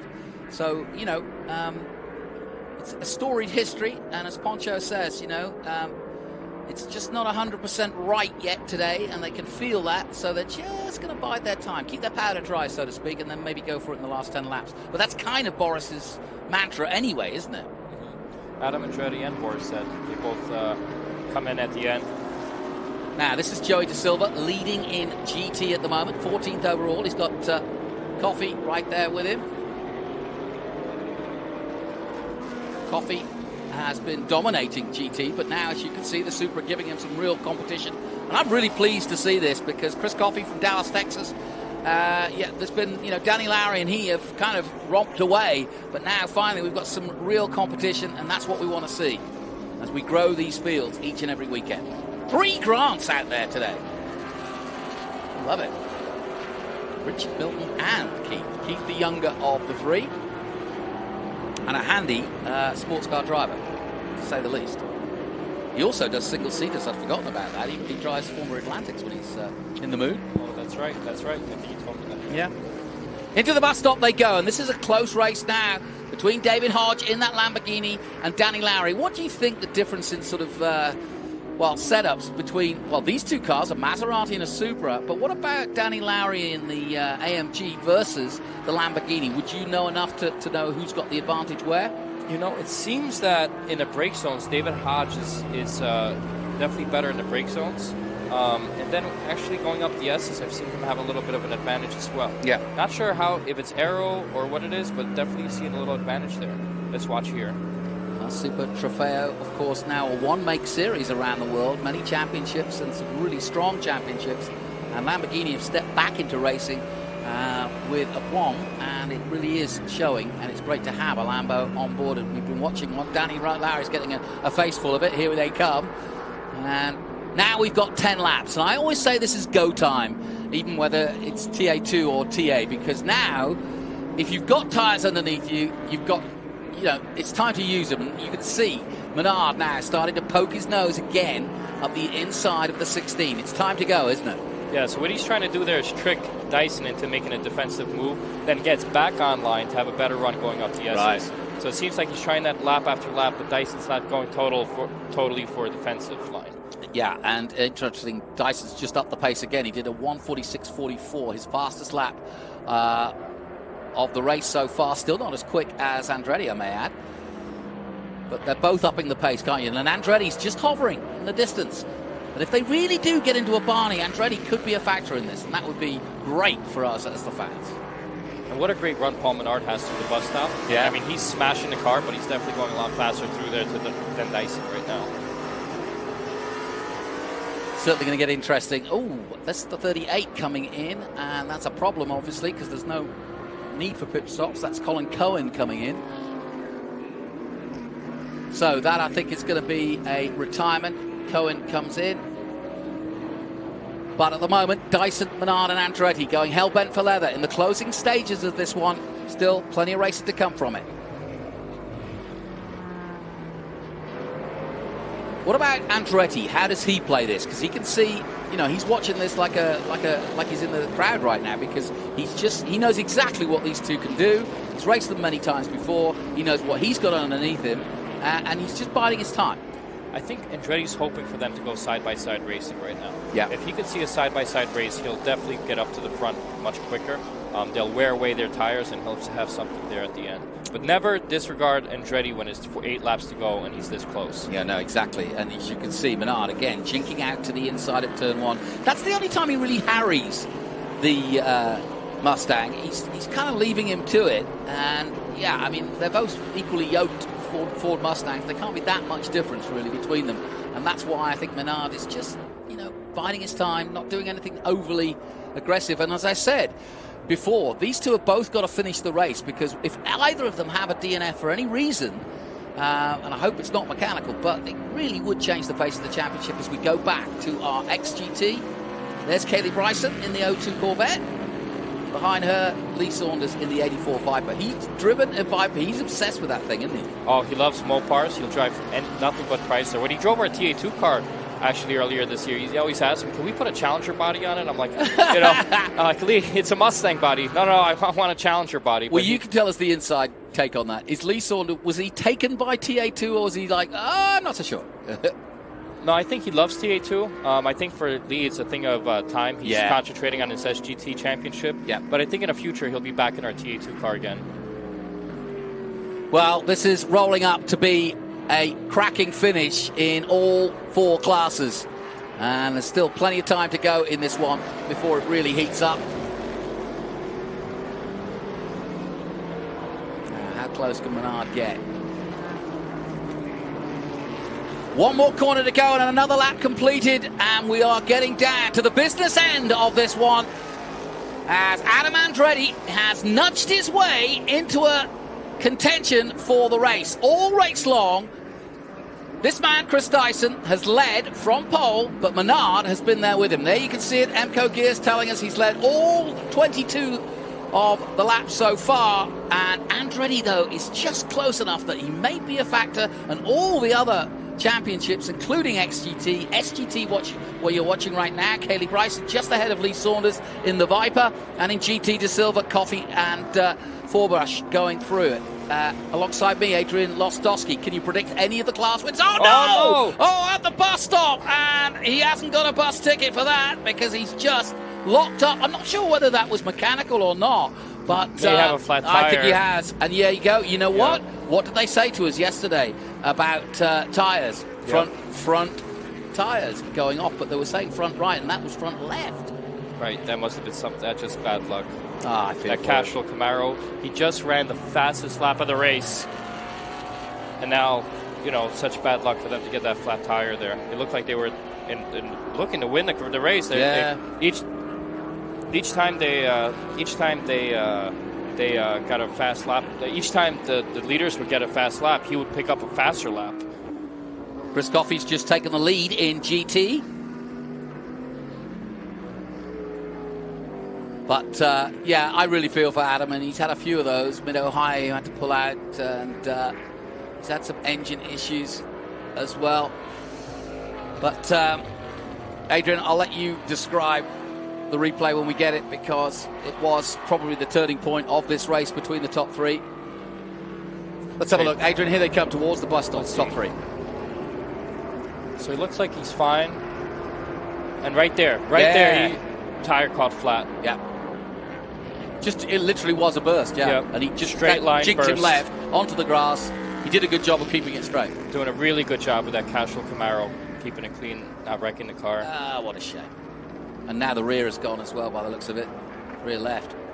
So, a real shame. But still, back at the front, 24 laps gone. It's go time, Adrian Lostowski. Who's going to win this one? Well, you see Paul Menard going through the bus stop. He's giving everything he's got. You know, put the car. It doesn't matter what the car's what's going to happen to the car. Let's just try to get through here as fast as possible. And he always gets this run. Coming into the carousel. So interesting to see here on the brake zone in 6 and then in 7. Well, they're going to try and get him out there. Remember, in Trans Am, if you're still circulating at the end of the race, you're going to get some points all the same. So they'll want to get him back out there if they can. That's at the back. She is taking part after all. Now, here's another look at that slingshot right-hander out of the toe. Looks like Paul Menard has a good run. Let's see if he has anything for him in turn 8. I just wonder whether he wants to lead or wants to just lead maybe just the last 2 laps or something. No, this is go time now, and the cars are so evenly matched now that it's definitely hard for Paul Menard to make moves. But look how close we are now. Yeah, in fact, Menard just did his fastest lap of the race at 1:45.9. And so, yeah, they are on an identical pace. And you could see Dyson really, he cannot make a mistake now, because the Master Force Tools green and black number 3 is all over him. Now, he's been jinking to the inside down this main straight. Will he do it again with 5 to go? No, he's got to the outside this time, trying to get some good slingshot and, like you say, build it up the S's for a run, perhaps at the bus stop. But it looks like Chris Dyson's car is so good off turn 1 that he could never make that work. It just seems like he has a lot of traction coming off turn 1, and Dyson always has a good run going up the S's. No matter what Paul does, it seems like he definitely gets a good run off the up turn 1 going up the S's. Well, ironically, Andretti is back out and now in front of these guys, but a lap down, of course, having changed the tyre. But yeah, it's good that they're back out there and circulating. In fact, I wouldn't be surprised if they don't overtake him before the end of this race, because he's on the same pace as them, so he'll want to stay, if he can, ahead of them. Andretti needs a yellow now, a full course caution, so he can get reset. Yeah.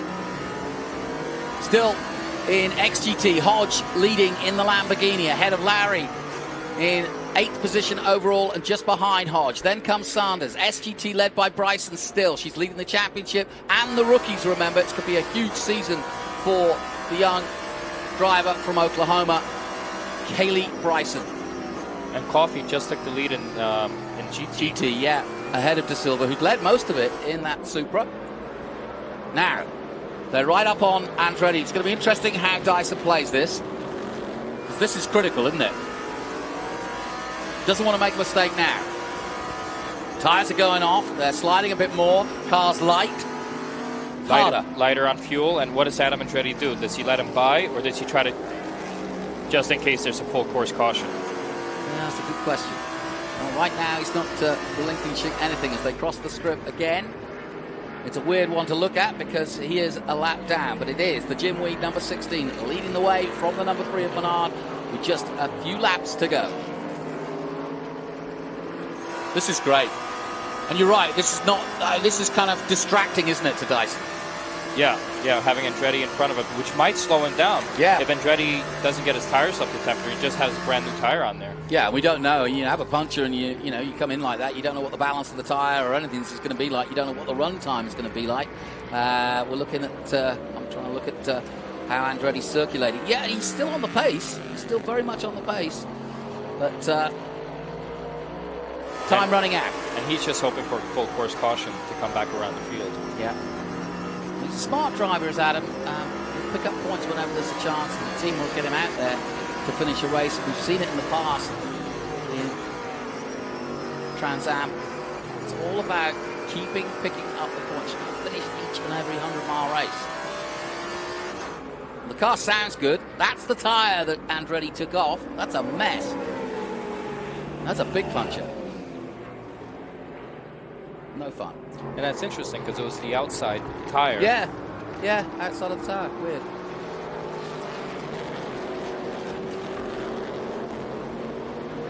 Now, traffic ahead, 2 of the leaders. This is going to get critical. Just a few laps to go after this one, out of 10.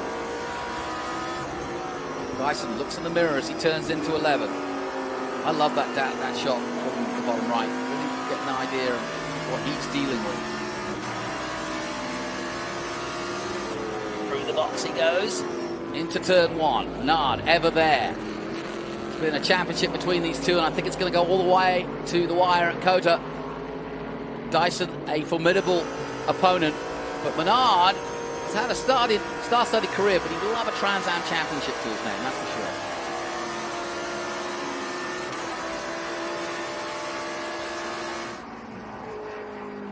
All sorts of drama here at Watkins Glen, as always. But look at this. We've got traffic everywhere. The leaders are coming through. They're getting sides. We lost Andretti there because he's a lap down. He's got out of the way. But after 26 laps, the Elco Gears leaderboard is showing us that it's been Dyson all the way as they start coming through. Past David Hampton in the Cayman, down into turn 6. Nitty-gritty time this. Less than 3 laps to go. Here comes Danny Lowry, still behind the Lamborghini, and damage to Katie Bryson's car is that. It is to the rear wing. That's right. I wonder how that happened. Yeah. That might help, that might hurt. But, you can see Lee Saunders is right on her bumper. Yep. Yeah. Yep.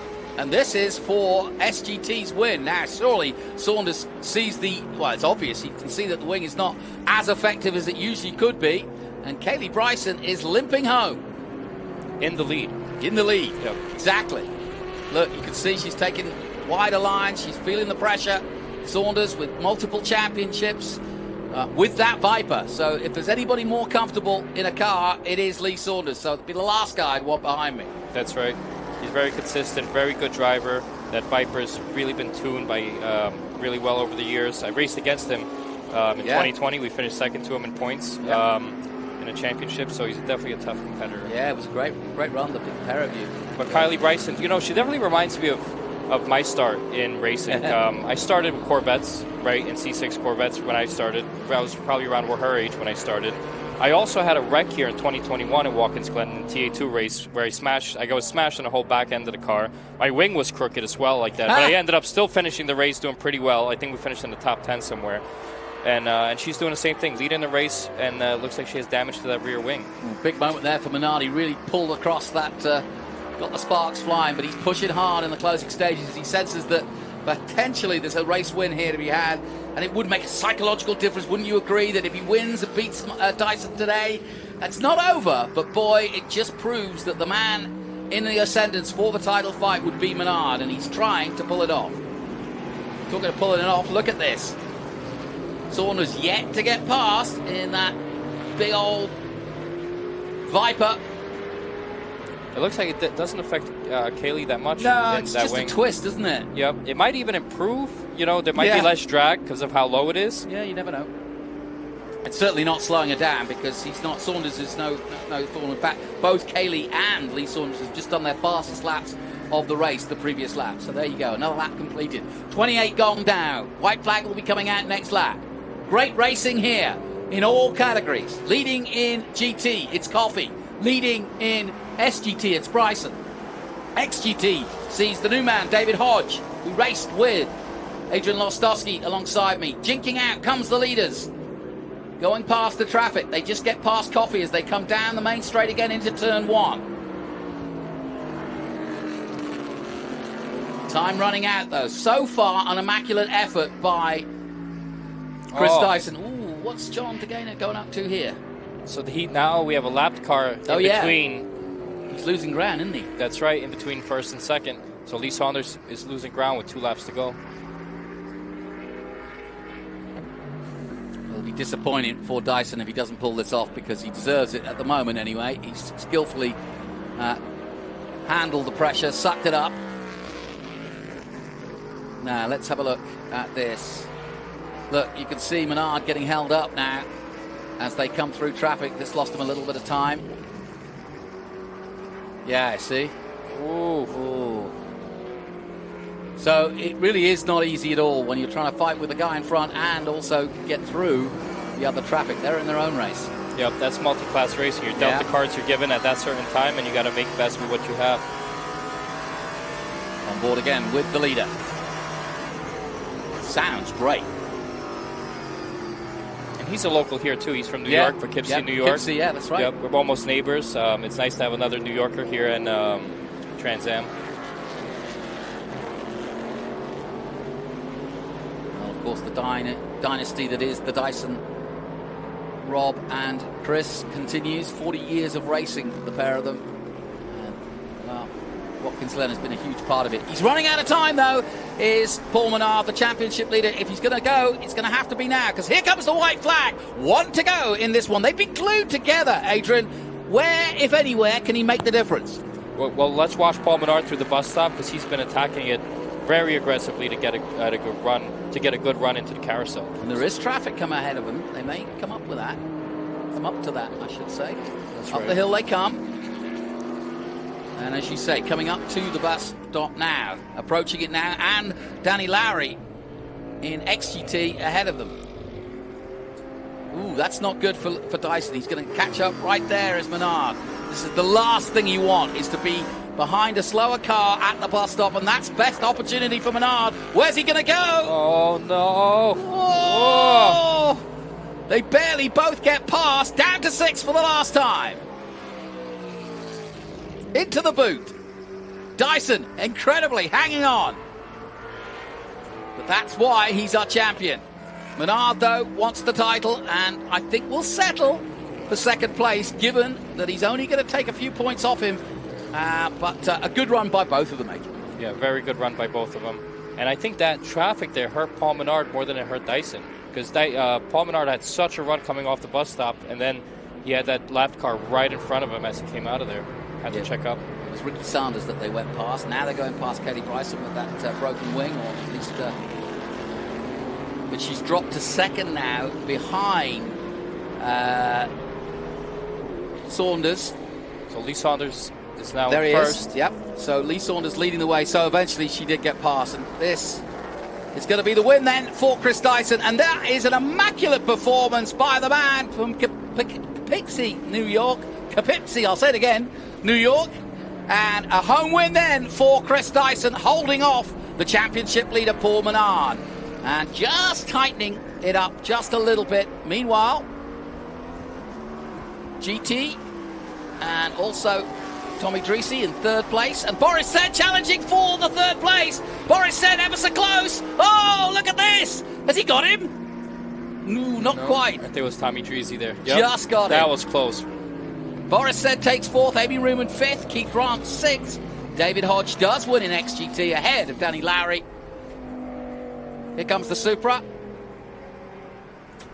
And this is GT class. That's the 33 of Matt Forbush. So 2 Supras out there. There's the Cayman of David Hamilton. Checkered flag is out. Been a busy weekend for Hampton. But well done to Chris Dyson. He needed that. And yeah, that was. We'll see. He'll talk to Ben and tell us that was a lot of pressure, I'm sure. Yep, and he came into this race 66 points ahead of Paul Menard. Yep. Paul Menard was ahead by 66 points, so he's cutting down the lead a little bit there in the championship. Tell you what, that's been through the ringer, that Lamborghini. Look at it all taped up. Yeah. And congratulations to Dave Hodge. Yeah, first win. So, first win for David Hodge. Well done. And that Lamborghini from 2015, Super Trofeo. And great to get representation. So this is pretty interesting. 2 of our drivers that have rented TA2 cars from us and worked on driver development in our team have won their classes. Lee Saunders just won SGT, and XGT was won by Dave Hodges, which are 2 of our TA2 drivers. Good story for you guys.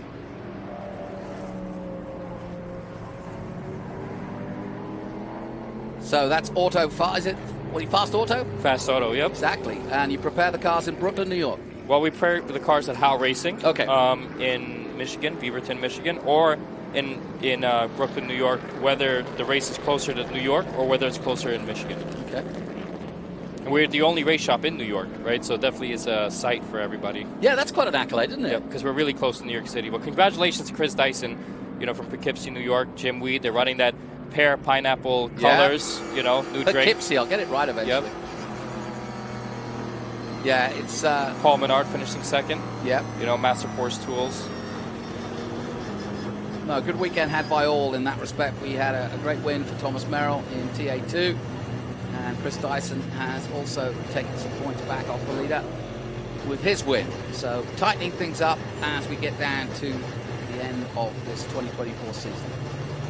And Paul Menard, the guys worked so hard last night changing the engine in that car. That's no mean feat. So that's a victory for them, finishing second here, holding their points lead. And Adam Andretti, what a you got to feel for him. Bad luck, blowing a left front tire. I don't think that's anything he's done. I think he would have had a car to win at the end of the race. That new Cashflow sponsorship, they wanted to show that well, and just such a shame. Well, as you can see, they are ready for them in victory lane. Jim Weed, victory lane, or winner's circle, whichever you prefer. But it's the right car for winner's circle, that's for sure. And he's been giving that Energy Jink a good run in Trans Am.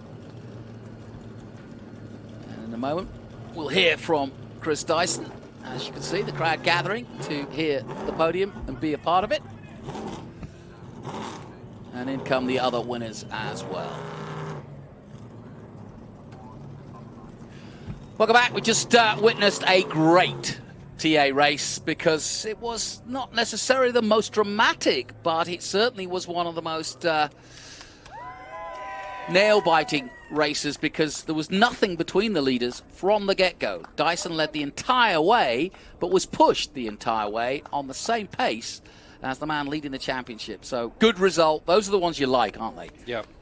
Home race, home track. Chris's family's here. Definitely did a great job all weekend. So this win is definitely well-deserved for Chris Dyson.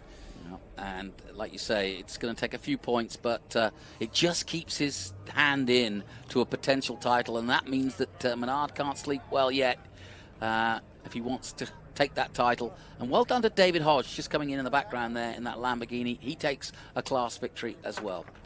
Yeah. Hats on, let's head down to Ben Sissel, who will hear from our winner. Well, thank you so much, Jonathan. I guess this pear pineapple flavored Jim Weed is good luck. And man, what a way to win a race, to just go from the start and constantly under pressure. There was never a time in that race that you weren't under pressure. This has got to feel good. Yeah, Ben, I got to tell you, great day for us here up at Watkins Glen. I mean, this is like coming home. It's been a couple months off. I think everyone regrouped after what's been a pretty challenging season. Gave me an absolutely phenomenal race car. I mean, this Jim Weed Mustang was the class of the field all weekend long. I got to thank my guys, Mike Lancy on the engines. Paul Menard pushed me every step of the way. I'm really proud of our driving. Put another one in the books here. I can't quite put it into words, but the whole family's here. It's fantastic. Nice. Hey, how about Dad out there? Awesome. Awesome, he says. I love that. Nice job. Well, let's go. Chris Coffey. Where's Chris? There he is. Hold on. Let's come over here. Chris Coffey with GT. Chris Coffey, GT, all the way from Texas. Look at this. He looks exhausted, ladies and gentlemen. Colin, you come in here too. But what a run for the GT car, the Maserati. Norwood Auto Italia. Nice job out there. Man, that was an incredible race. I can't thank Joey DeSilva enough. That dude is one driving son of a gun. I mean, we were nose to tail the whole race, and when he made a move, I left him room. When I made a move, he left me room, and it was absolutely incredibly a blast, and I honestly cannot believe that I got him in the end. Now, what about your teammate, Colin Cohen? I saw you came in. Was it a mechanical, Colin? No, it was a physical. I wasn't really in the game, and I would have held up the leaders for no apparent purpose. They had a big race. My MVP of the race goes to Colin Cohen right here. I appreciate that, Colin. I know you love doing this, and that's hard to do, but we appreciate that. Wouldn't have done them any good at all, and it would have done me no good at all, so it just made logical sense. I'd done enough for the day. Well, thank you so much. That is awesome, Colin. I love these guys, but Colin Cohen's such a great decision. We love to see that. I think Lee Saunders was getting out of the car all the way from Lakeland, Florida. Where is Lee? Oh, here he comes. Actually, we'll come talk to David Hodge real quick, an XGT in this Lamborghini. David Hodge, man, nice job. I know qualifying was a little bit rough, but, man, you really put the power down in this Lamborghini. Yeah, it worked out well, fortunately for us. I was a little worried. We were so far buried back in the back. I didn't know how the restart or the start was going to go for the most part, but made a clean passage, tried to be patient, got our way to the front, and just held it from there. Nice. So that's our winner in XGT, Extreme GT. Now let's come over and talk to Lee Saunders as he gets out of the car in SGT. Oh, my gosh, man, everybody, it's not that hot out here, but everybody's coming out exhausted because you never get a break out there, do you, Lee? Boy, you don't, and when you're racing Kayla, who's just so awesome, I mean, she was so fantastic. She ran such a good race. We just got lucky with she got held up a little bit, and I had a bonsai move, 1 in a million chance, and it worked, but she wore me out. She did a great job, and just had a great time out there today. Want to thank my team, KSR. They did awesome, and just want to remember, too, Richard Forsyth. It's a shame that we don't have him here. Would have loved to have him here. Awesome guy, great competitor. Everybody needs to take a second and remember life is short and pray hard. Nice. I love that, Lee Saunders. Now, what is it about these late in the race SGT battles we've seen lately, man? It's pretty hair-raising. It is. There's just so much talent, and Aaron's done such a good job BOP-ing it that, there's 5 cars that can win at any time. It's just all about maybe getting a little lucky with traffic, a restart, and maybe keeping the tires under it because I was chasing, and that helps because I hate being the guy being chased. So anyway, there we go. Thank you. Well, thank you very much. Jonathan, we're about to have a party down here. I'm going to send it up to you. Perfect. Thank you, Ben, and well done to Lee Saunders. And I'll tell you, I think he is really enjoying battling with the youngster, Kaylee Bryson. And, Lee Saunders has had a couple of championships he's won without a lot of competition, but now he's got it, and he's enjoying it. Chris Dyson, confirmation then of the win. Paul Menard in second. Tommy Dreesy third. Good result for Tommy Dreesy, too, I may add. Fourth place, Boris said. Amy Ruman will now go ahead of Adam Andretti in the championship. So despite finishing fifth, Amy will move up the board in terms of the overall championship, with Andretti, unfortunately, having that puncher and losing out. Keith Grant, sixth. David Hodge wins for the first time. Great stuff in XGT, ahead of Denny Lowry. John DeGainer, ninth, and Lee Saunders wins in SGT.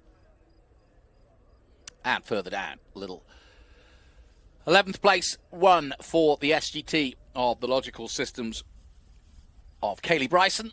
Ricky Sanders just behind her in 12th. Adam Andretti was classified in 13th place. Chris Coffey leading in GT.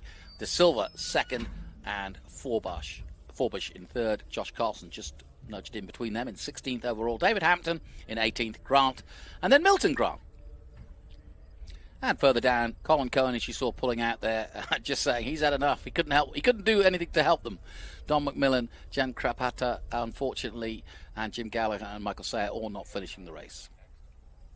So that was a race with plenty to talk about. And it wasn't just the great racing at the front. There was racing everywhere. But right from the get-go, from the start, the Jim Weed number 16 of our champion, Chris Dyson, getting ahead of the championship leader, Paul Menard, who, as you can see, kept nudging his nose up the inside. And try as he might, he stayed behind Dyson for the entire time, including 2 restarts. Michael Sire at turn 6.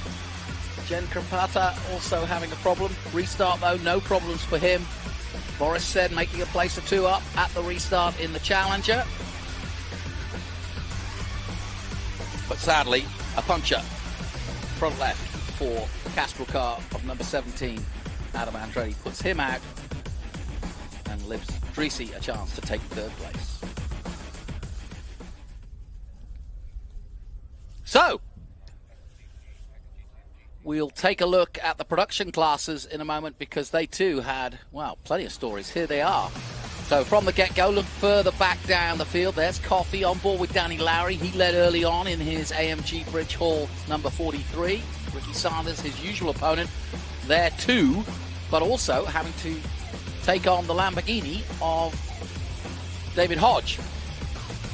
There's Jen Krapata pulling out at the bus stop.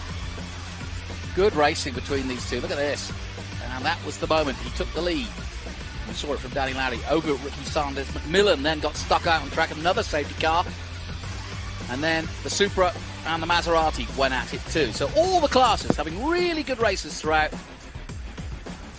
But in the end, David Hodge takes victory in XGT, and SGT Lee Saunders, and in GT Chris Coffey. Catch your breath after that. Well, we've got more from the Speed Tour coming up. So don't go away if you're watching our live stream. Let's head down to Ben Sissel. He is ready down in Winner's Circle. All right, Mission Foods, Watkins Glen SpeedTour fans, let's get loud here. The TA, XGT, SGT, GT classes. We got some giveaways, some Pirelli hats, some duck sticks. We're going to be giving this stuff away. Some teddy bears, okay? How about, oh man, I am liking this crowd. I'm liking this. I like these Trans Am fans. This gentleman right here, I spoke to him beforehand, and he knows the drivers' names. I love that you guys are following. How many of you follow the Trans Am series? Look at that, ladies and gentlemen. I love it. Well, if you follow the Trans Am series, you knew that up until this race, our Super GT leader in the championship, Richard Forsyth, unfortunately passed away just a few weeks ago at his home, non-race related. We dearly miss him. G-Speed, the Forsyth family, the Trans Am family, our hearts go out to you. This is normally the time that Trans Am would do a moment of silence. But knowing Richard Forsyth really well, I don't think he would like that. Richard Forsyth deserves a moment of party. So Watkins Glen, in honor of Richard Forsyth, our championship leader in SGT up until today, how about a huge round of applause for Richard Forsyth and the Forsyth family? Because if you knew Richard Forsyth in G-Speed, he would want a moment of party just like this. He would want you to enjoy life because we never know when that's going to be taken from us. So right now, what an honor. Thank you guys so much. Colin, I know Colin, that was kind of his next door neighbor at all the races. It means so much. Thank you guys so much. You don't know what an honor that would be for Richard. I'm sure he's looking down on this and having a great time because these are a lot of his competitors and friends out here. Thank you guys so much for indulging me in that. GT Masters. Let's hear it from Bend, Oregon. That's a pretty long trip, ladies and gentlemen. Let's hear it for David Hampton. All right. Watkins Glen, I am loving this energy. And check this out. Michael Printup, our COO, to deliver the trophy to David Hampton. So let me talk about this in Masters. That's kind of weird to me. He is running for a GT and SGT championship in the Western Championship. A GT championship over here. How in the world are you doing that? A lot of training, a lot of workout. I drink a lot of milk, water, anything you can. I just work really hard at it. my team just never gives up on me. We've got a lot of great data, and they just keep telling me, you can do this, you can do this, you can do this. And so I just keep pushing. It's fantastic. I'm really wishing I could catch these other fast guys in front of me, but we're getting there. Nice, nice. How about that? David Hampton, hold that up real quick. There you go. Chris, I need you in the middle. You want him on the top step? On the top step, David Hampton. Sorry, those are narrow steps. All right, come on, Watkins Glen. Get loud. Masters, David Hampton. How about that? Hampton Lumber, Bend, Oregon. And just so you know, he's had a really bad vibration in his car. Went out for qualifying, and they thought it was good. But he's been chasing gremlins all weekend. One more time, David Hampton, Masters GT. Nice job. Nice job, David, AR Motorsports. Hey, nice job, man. That Porsche just keeps running. All right, now we're going to go GT. So, this is the first time I think I've ever been able to say this in Trans Am in the podium. 2 of these on the podium. That's a first for us. Toyota Supra, all the way from Memphis, Tennessee in 3rd place. Let's hear it for Matt Forbush. In 2nd place in GT, also in a Toyota Supra, giving this Maserati a run for the money. Just a great race to watch. Let's hear it for Joey Da Silva. Here he comes. Nice. And then in 1st place, currently leading us in the GT points, let's hear it in that beautiful Maserati that does not go 185. Joe Walsh is a big liar. Let's hear it. Chris Coffey.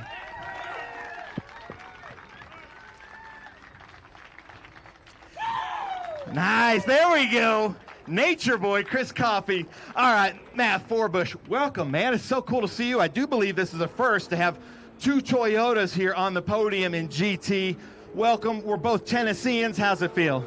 It feels great. This is my first time in Trans Am, and man, I had as much good racing there as I've had ever. Just happy to be up here. I've got the Signal stuff on, but the car's a nice purple and yellow one out there for racing in Alzheimer's, and always out here and happy to raise money alongside of them. Nice. Anybody you want to thank? Paul. I do this with one guy on the car, Paul Nicely. So we do this with a crew of 1 and 1 trailer. Paul?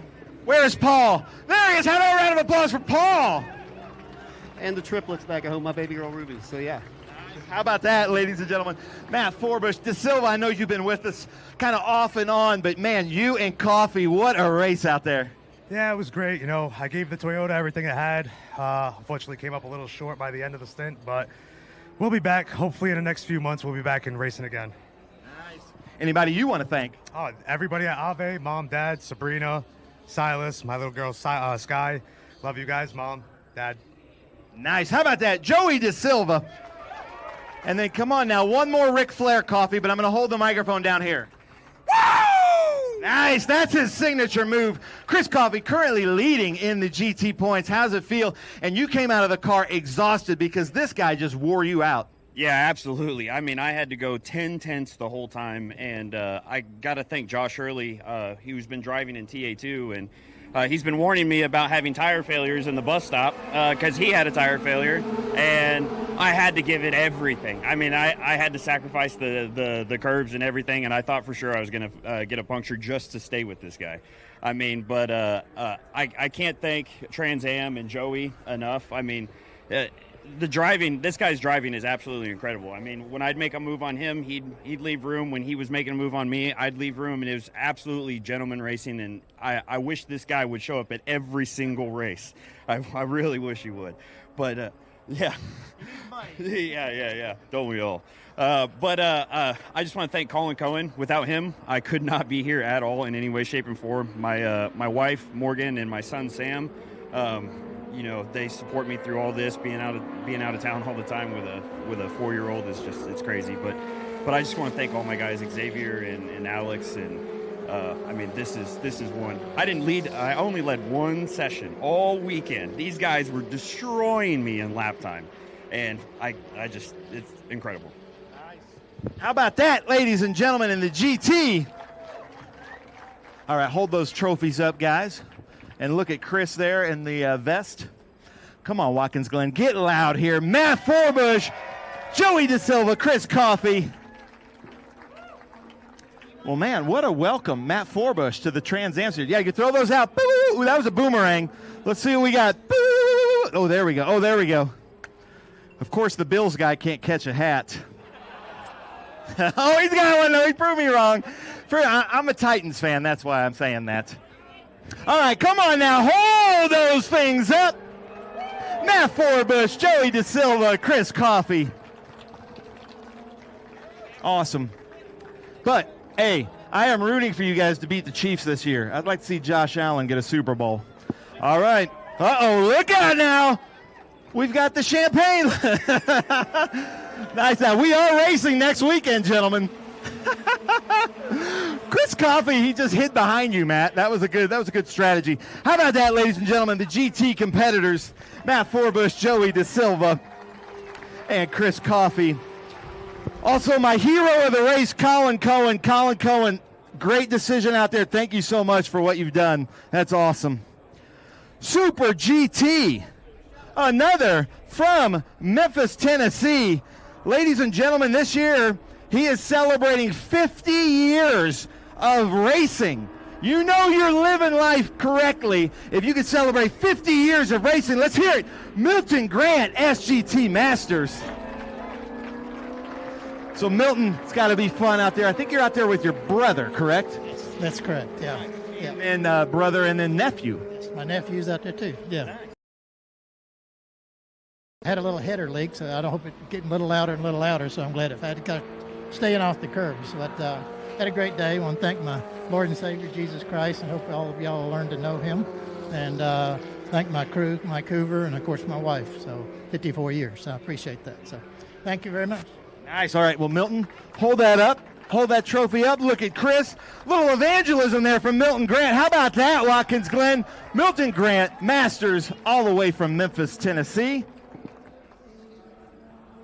I am loving this crowd, Watkins Glen. We got a lot more giveaways for you guys, okay? Even you in that Corvette shirt over there. Milton Grant, SGT, Super GT Masters. Nice job, Milton. All right, now we're going to go to Super GT in third place. These three have been fighting it out all year long, and it seems to happen within the last 3 laps of the race. He started pole of the GT classes all the way from the Midwest to Davenport, Iowa, 14-hour drive. Let's hear it, Joshua Carlson.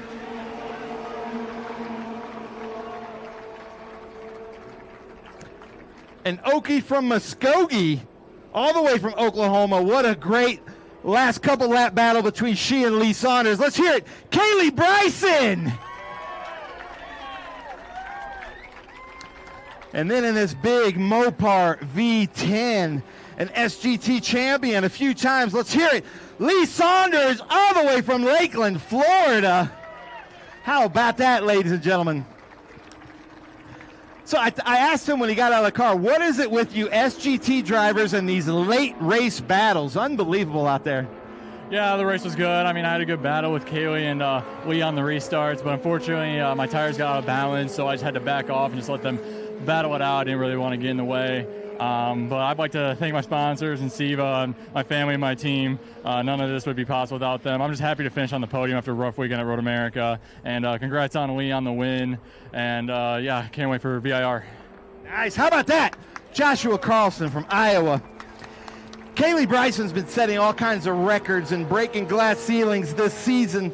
But man, these late races, these late battles you're having, this has got to be a lot of fun for you. Yeah, for sure. This has been a blast. It's my first time here at Watkins Glen. I think this is definitely at the top of the list for me. But it sucks that we ran out of fuel the last lap. We were spitting and sputtering a little bit, but we had a really good race with Lee. He's really fun to race around. He's a really clean racer and a really hard racer, and that's what makes you better. And it's fun racing around all these good guys and making me better on the road racing. And I can't thank my team enough. They put a lot of work into this car. LSI Racing, you know, there's a whole crew that comes in behind it. So absolutely had a blast and can't wait to go to Canada and try again. Nice. So she'll be with us in Canada. Hey, but next you got to tell me when you've never been to these tracks. That's amazing. How about that? Never been to Watkins Glen. How about a warm welcome for Kaylee Bryson? And then Lee Saunders, man, just unbelievable. You just stayed in it and went after it. Yeah, first of all, I'd like to thank God for this beautiful day for this country we live in, and really, really sad that Richard Forsyth couldn't be with us today. So want to dedicate this win to him. He was a great guy, fierce competitor, and a shame just, life's short. You're not guaranteed that next day. So pray hard. And but again, wanted to thank both my competitors, both Josh and Kaylee. They just, what a weekend. Kaylee's was, I didn't have much battle with Josh because he had started having problems. I think Kaylee and I battled for 15, 20 laps, and super clean. I think we were beside each other 2 or 3 times, and if it wasn't for the fuel, we probably would have never got it. So we'll take a win any way we can. Want to thank my crew at KSR. We got Eddie here today. Kevin's at home, and thank my wife Tina and the 2 boys. A lot of times she comes with us, but they were busy this weekend, so thank them for holding down the fort. Thanks for Trans Am for putting this together. Loved Watkins Glen, just a fantastic venue, and thank you for everything for putting this on, Trans Am. Nice. How about that? Lee Saunders, ladies and gentlemen. Hold those trophies up, ladies and gentlemen. Man, Watkins Glen, you guys rock. I like this. Josh Carlson, Kaylee Bryson, Lee Saunders. Then we're going to change hats. So you guys are welcome to throw out those hats. Boo, boo, woo. There we go. You want to try to, there's a boomerang, Kaylee. You want another try at that? You want another try at that? There you go. Who wants Kaylee's hat? There we go. Oh, that's a good throw. All right, come on now. Hold those up. Joshua Carlson, Kaylee Bryson, first time here. Lee Saunders here at the Mission Foods Watkins Glen SpeedTour. We've got some local Glenora wine, champagne for the drivers. Yeah, Carlson, he's just got sparkling water. Sorry about that. Ladies and gentlemen, I'm getting heckled by Boris Said. Can you believe that? That's a pretty big moment in my life. All right, so I'm going to do something different because Boris Said requested it, and I'm afraid he's going to beat me up because Boris Said, if you know him, he likes to take people to the parking lot of a Taco Bell.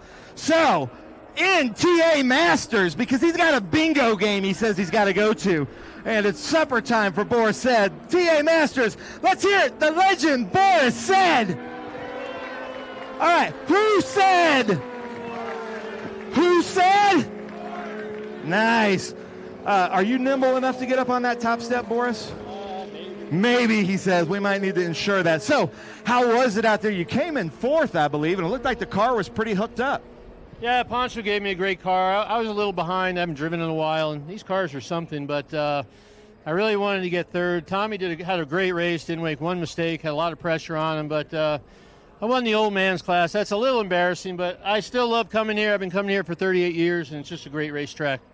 Your favorite race ever in your history was here at Watkins Glen in Trans Am. Yeah, almost every race here is one of my favorite races. But I had a race here with Dorsey Schrader once in '96. It was probably, to this day, one of the best races I've ever had. And you finished what? I don't even remember. He doesn't even remember. I think you finished 2. Yeah, I've never met a driver, his favorite race is when he finished 2nd. How about a big hand for Boris Said, the legend? Ladies and gentlemen, I just love that. And you want to throw that hat out, Boris? You got it in you? Boo! There you go. Oh, there you go. All right. Come on now. One more time from the Said heads. Boris Said, TA Masters. Nice. All right, Boris, you got a bingo game to get to, right? He gave me the thumbs up. I'm going to get beat up for that, ladies and gentlemen. XGT. This is, I know that Danny and Ricky have been waiting for this all year, and maybe they didn't know what they were waiting for. In 3rd place in that beautiful AMG Mercedes bridge hole car, let's hear it for Ricky Sanders. Oh, I know you guys can get louder than that.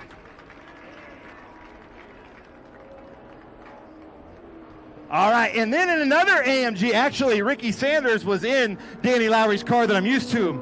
Danny Lowry, 2nd place in that beautiful Cenix Tools, new sponsor to him, AMG Mercedes. Let's hear it. Danny Lowry with Bridge Hole Racing. And then in first place, this beautiful Kaizen Autosport Lamborghini. I think only his third time in the Trans Am Series. First time in one of the GT classes. Let's hear it. David Hodge.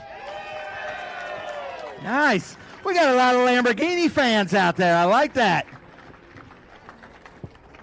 So, Ricky Sanders. Oh, wait, you got to shake hands. Looks like you might be buying the crew ice cream. I don't know what the deal is, but man, nice race out there. Yeah, you know, me and Danny have the deal. Whoever goes fastest, the slower guy has to buy the ice cream. So, looks like I'm buying ice cream for the next few weeks, still VIR. But we saw David on the entry list. We knew he was going to be tough, and he proved us right. He was tough all weekend. He is kind of a teammate of ours. We run with another group, Kingpin with WRL, and he was one of our teammates there. So we knew what kind of talent he was, and we knew I had our work cut out for us. But he got us this weekend, but maybe we'll get him next time. Nice. Maybe we'll get him next time. I'm sure you got some people you want to thank. Oh, yeah. I've always got to thank Danny for without Danny, I wouldn't be back here in Trans Am. He supports me and gives me toys to play with, and there are unbelievable toys. They're just mechanical works of art, as I like to tell people, the AMGs, and just blessed to be in this position to be able to do that, and I got to thank him. Our three crew guys, we got Tyler Hoffman, we got Garrett Dyes, and Jason Howe. So 3 guys for 2 cars. They work their tails off and do real good for us. Nice. How about that? Ladies and gentlemen, Ricky Sanders, Bennett Bridge Hall, and then we come over here. New sponsor. I know you're with Bennett Bridge Hall, but new sponsor on the car, and the car looks really good out there, Danny. Yeah, we're happy to be with Cenex Tools, and I'll call out Jenny and Shane over here with Cenex Tools with us this weekend. Great sponsor. Having a good time out here, man. What a great weekend at Watkins Glen and again with Trans Am. We had a great race. We knew that David had the pace all weekend and he was going to be tough.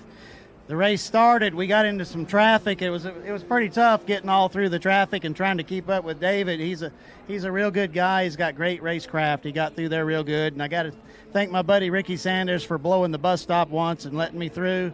And that was very helpful. Thank you, Ricky. And David, congratulations, great job.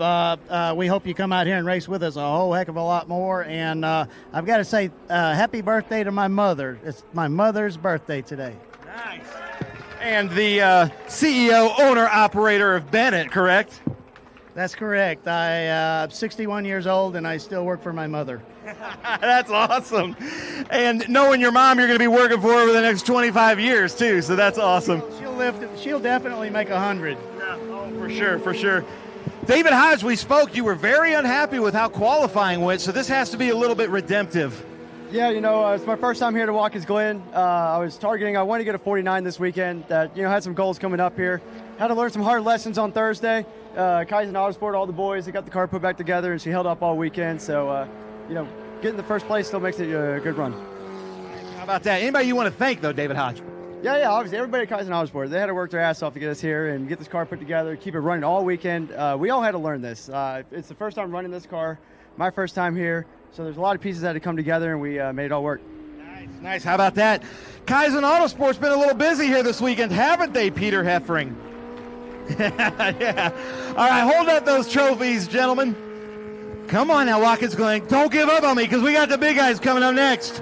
Ricky Sanders, Danny Lowry, David Hodge. Then we've got a hat dance. Don't lose us now here at Watkins Glen because we got these teddy bears to give away. We got some hats. There you go. These hats are hard to throw out here. Okay. And we got to go fast. We got like 7 minutes here. All right, let's hold them up. Ricky Sanders, Danny Lowry, David Hodge. Yeah, we got some David fans out there. I like that. Hey, Adrian Lostowski, nice job, dude. That was awesome. And he's actually talking to his former SGT competitor over there, Lee Saunders. All right, you guys got the champagne. Let's go, Watkins Glen. Let's get loud. Cenex Tools, Bennett Bridge Hall, Kaizen Autosports. Where's the Cenex Tools people? Where are they? There they are. Hey, thank you guys. That was awesome. Nice job. Hey, don't drive home smelling like that now because you can get in a lot of trouble. All right, ladies and gentlemen, these 900 horsepower absolute monsters, the big show. It's been a long time since we've had such nice weather to race at Watkins Glen in TA. It seems it's been raining the last couple years. We're going to have that famous selfie up here because I'm about to bring up the Lucas Oil Mav TV Dreesy Showtime Auto Sports. Let's hear it. Third place, Tommy Dreesy. And now, Michael Printup, I'm going to make you get into one of these famous Dreesy selfies now. This is kind of fun. Now, Master Force Tools, Menards, the 3GT Ford Mustang. This guy's raced here a lot at Watkins Glen, but hasn't really done the boot too often because he's been running here in NASCAR Cup. Let's hear it. Force Tools and Menards. Current leader in TA and had a good points day today and never got within never more than 50 feet from this man. Watkins Glen from the Empire State. He has won many races here. 3-time TA champion, 2-time IMSA champion. New flavor of Jimweed energy drinks. We're at Jimweed Winter Circle, and we got some Jimweed here for everybody after this. Let's hear it. Chris Dyson running that pear pineapple livery. He might be keeping that for a while. I love it. I love it. All right, Dreesy, get out your phone, dude. Wait, Michael Printup, get up here. The new CLO. This guy was the president here at Watkins Glen. We loved him so much, we stole him, and now he's running the company. He gets to be in a, you got to get up here, you got to be in this selfie. This is famous. Tommy Dreesy, follow him on social media. When he gets on the podium, he gets to say, well, you got to look up here, Michael. There you go, there you go. I remember the first time I took a photo. Michael Printup, how about that, ladies and gentlemen? Now, he is a Bills fan, right? Yes. You want to say something? Hold on.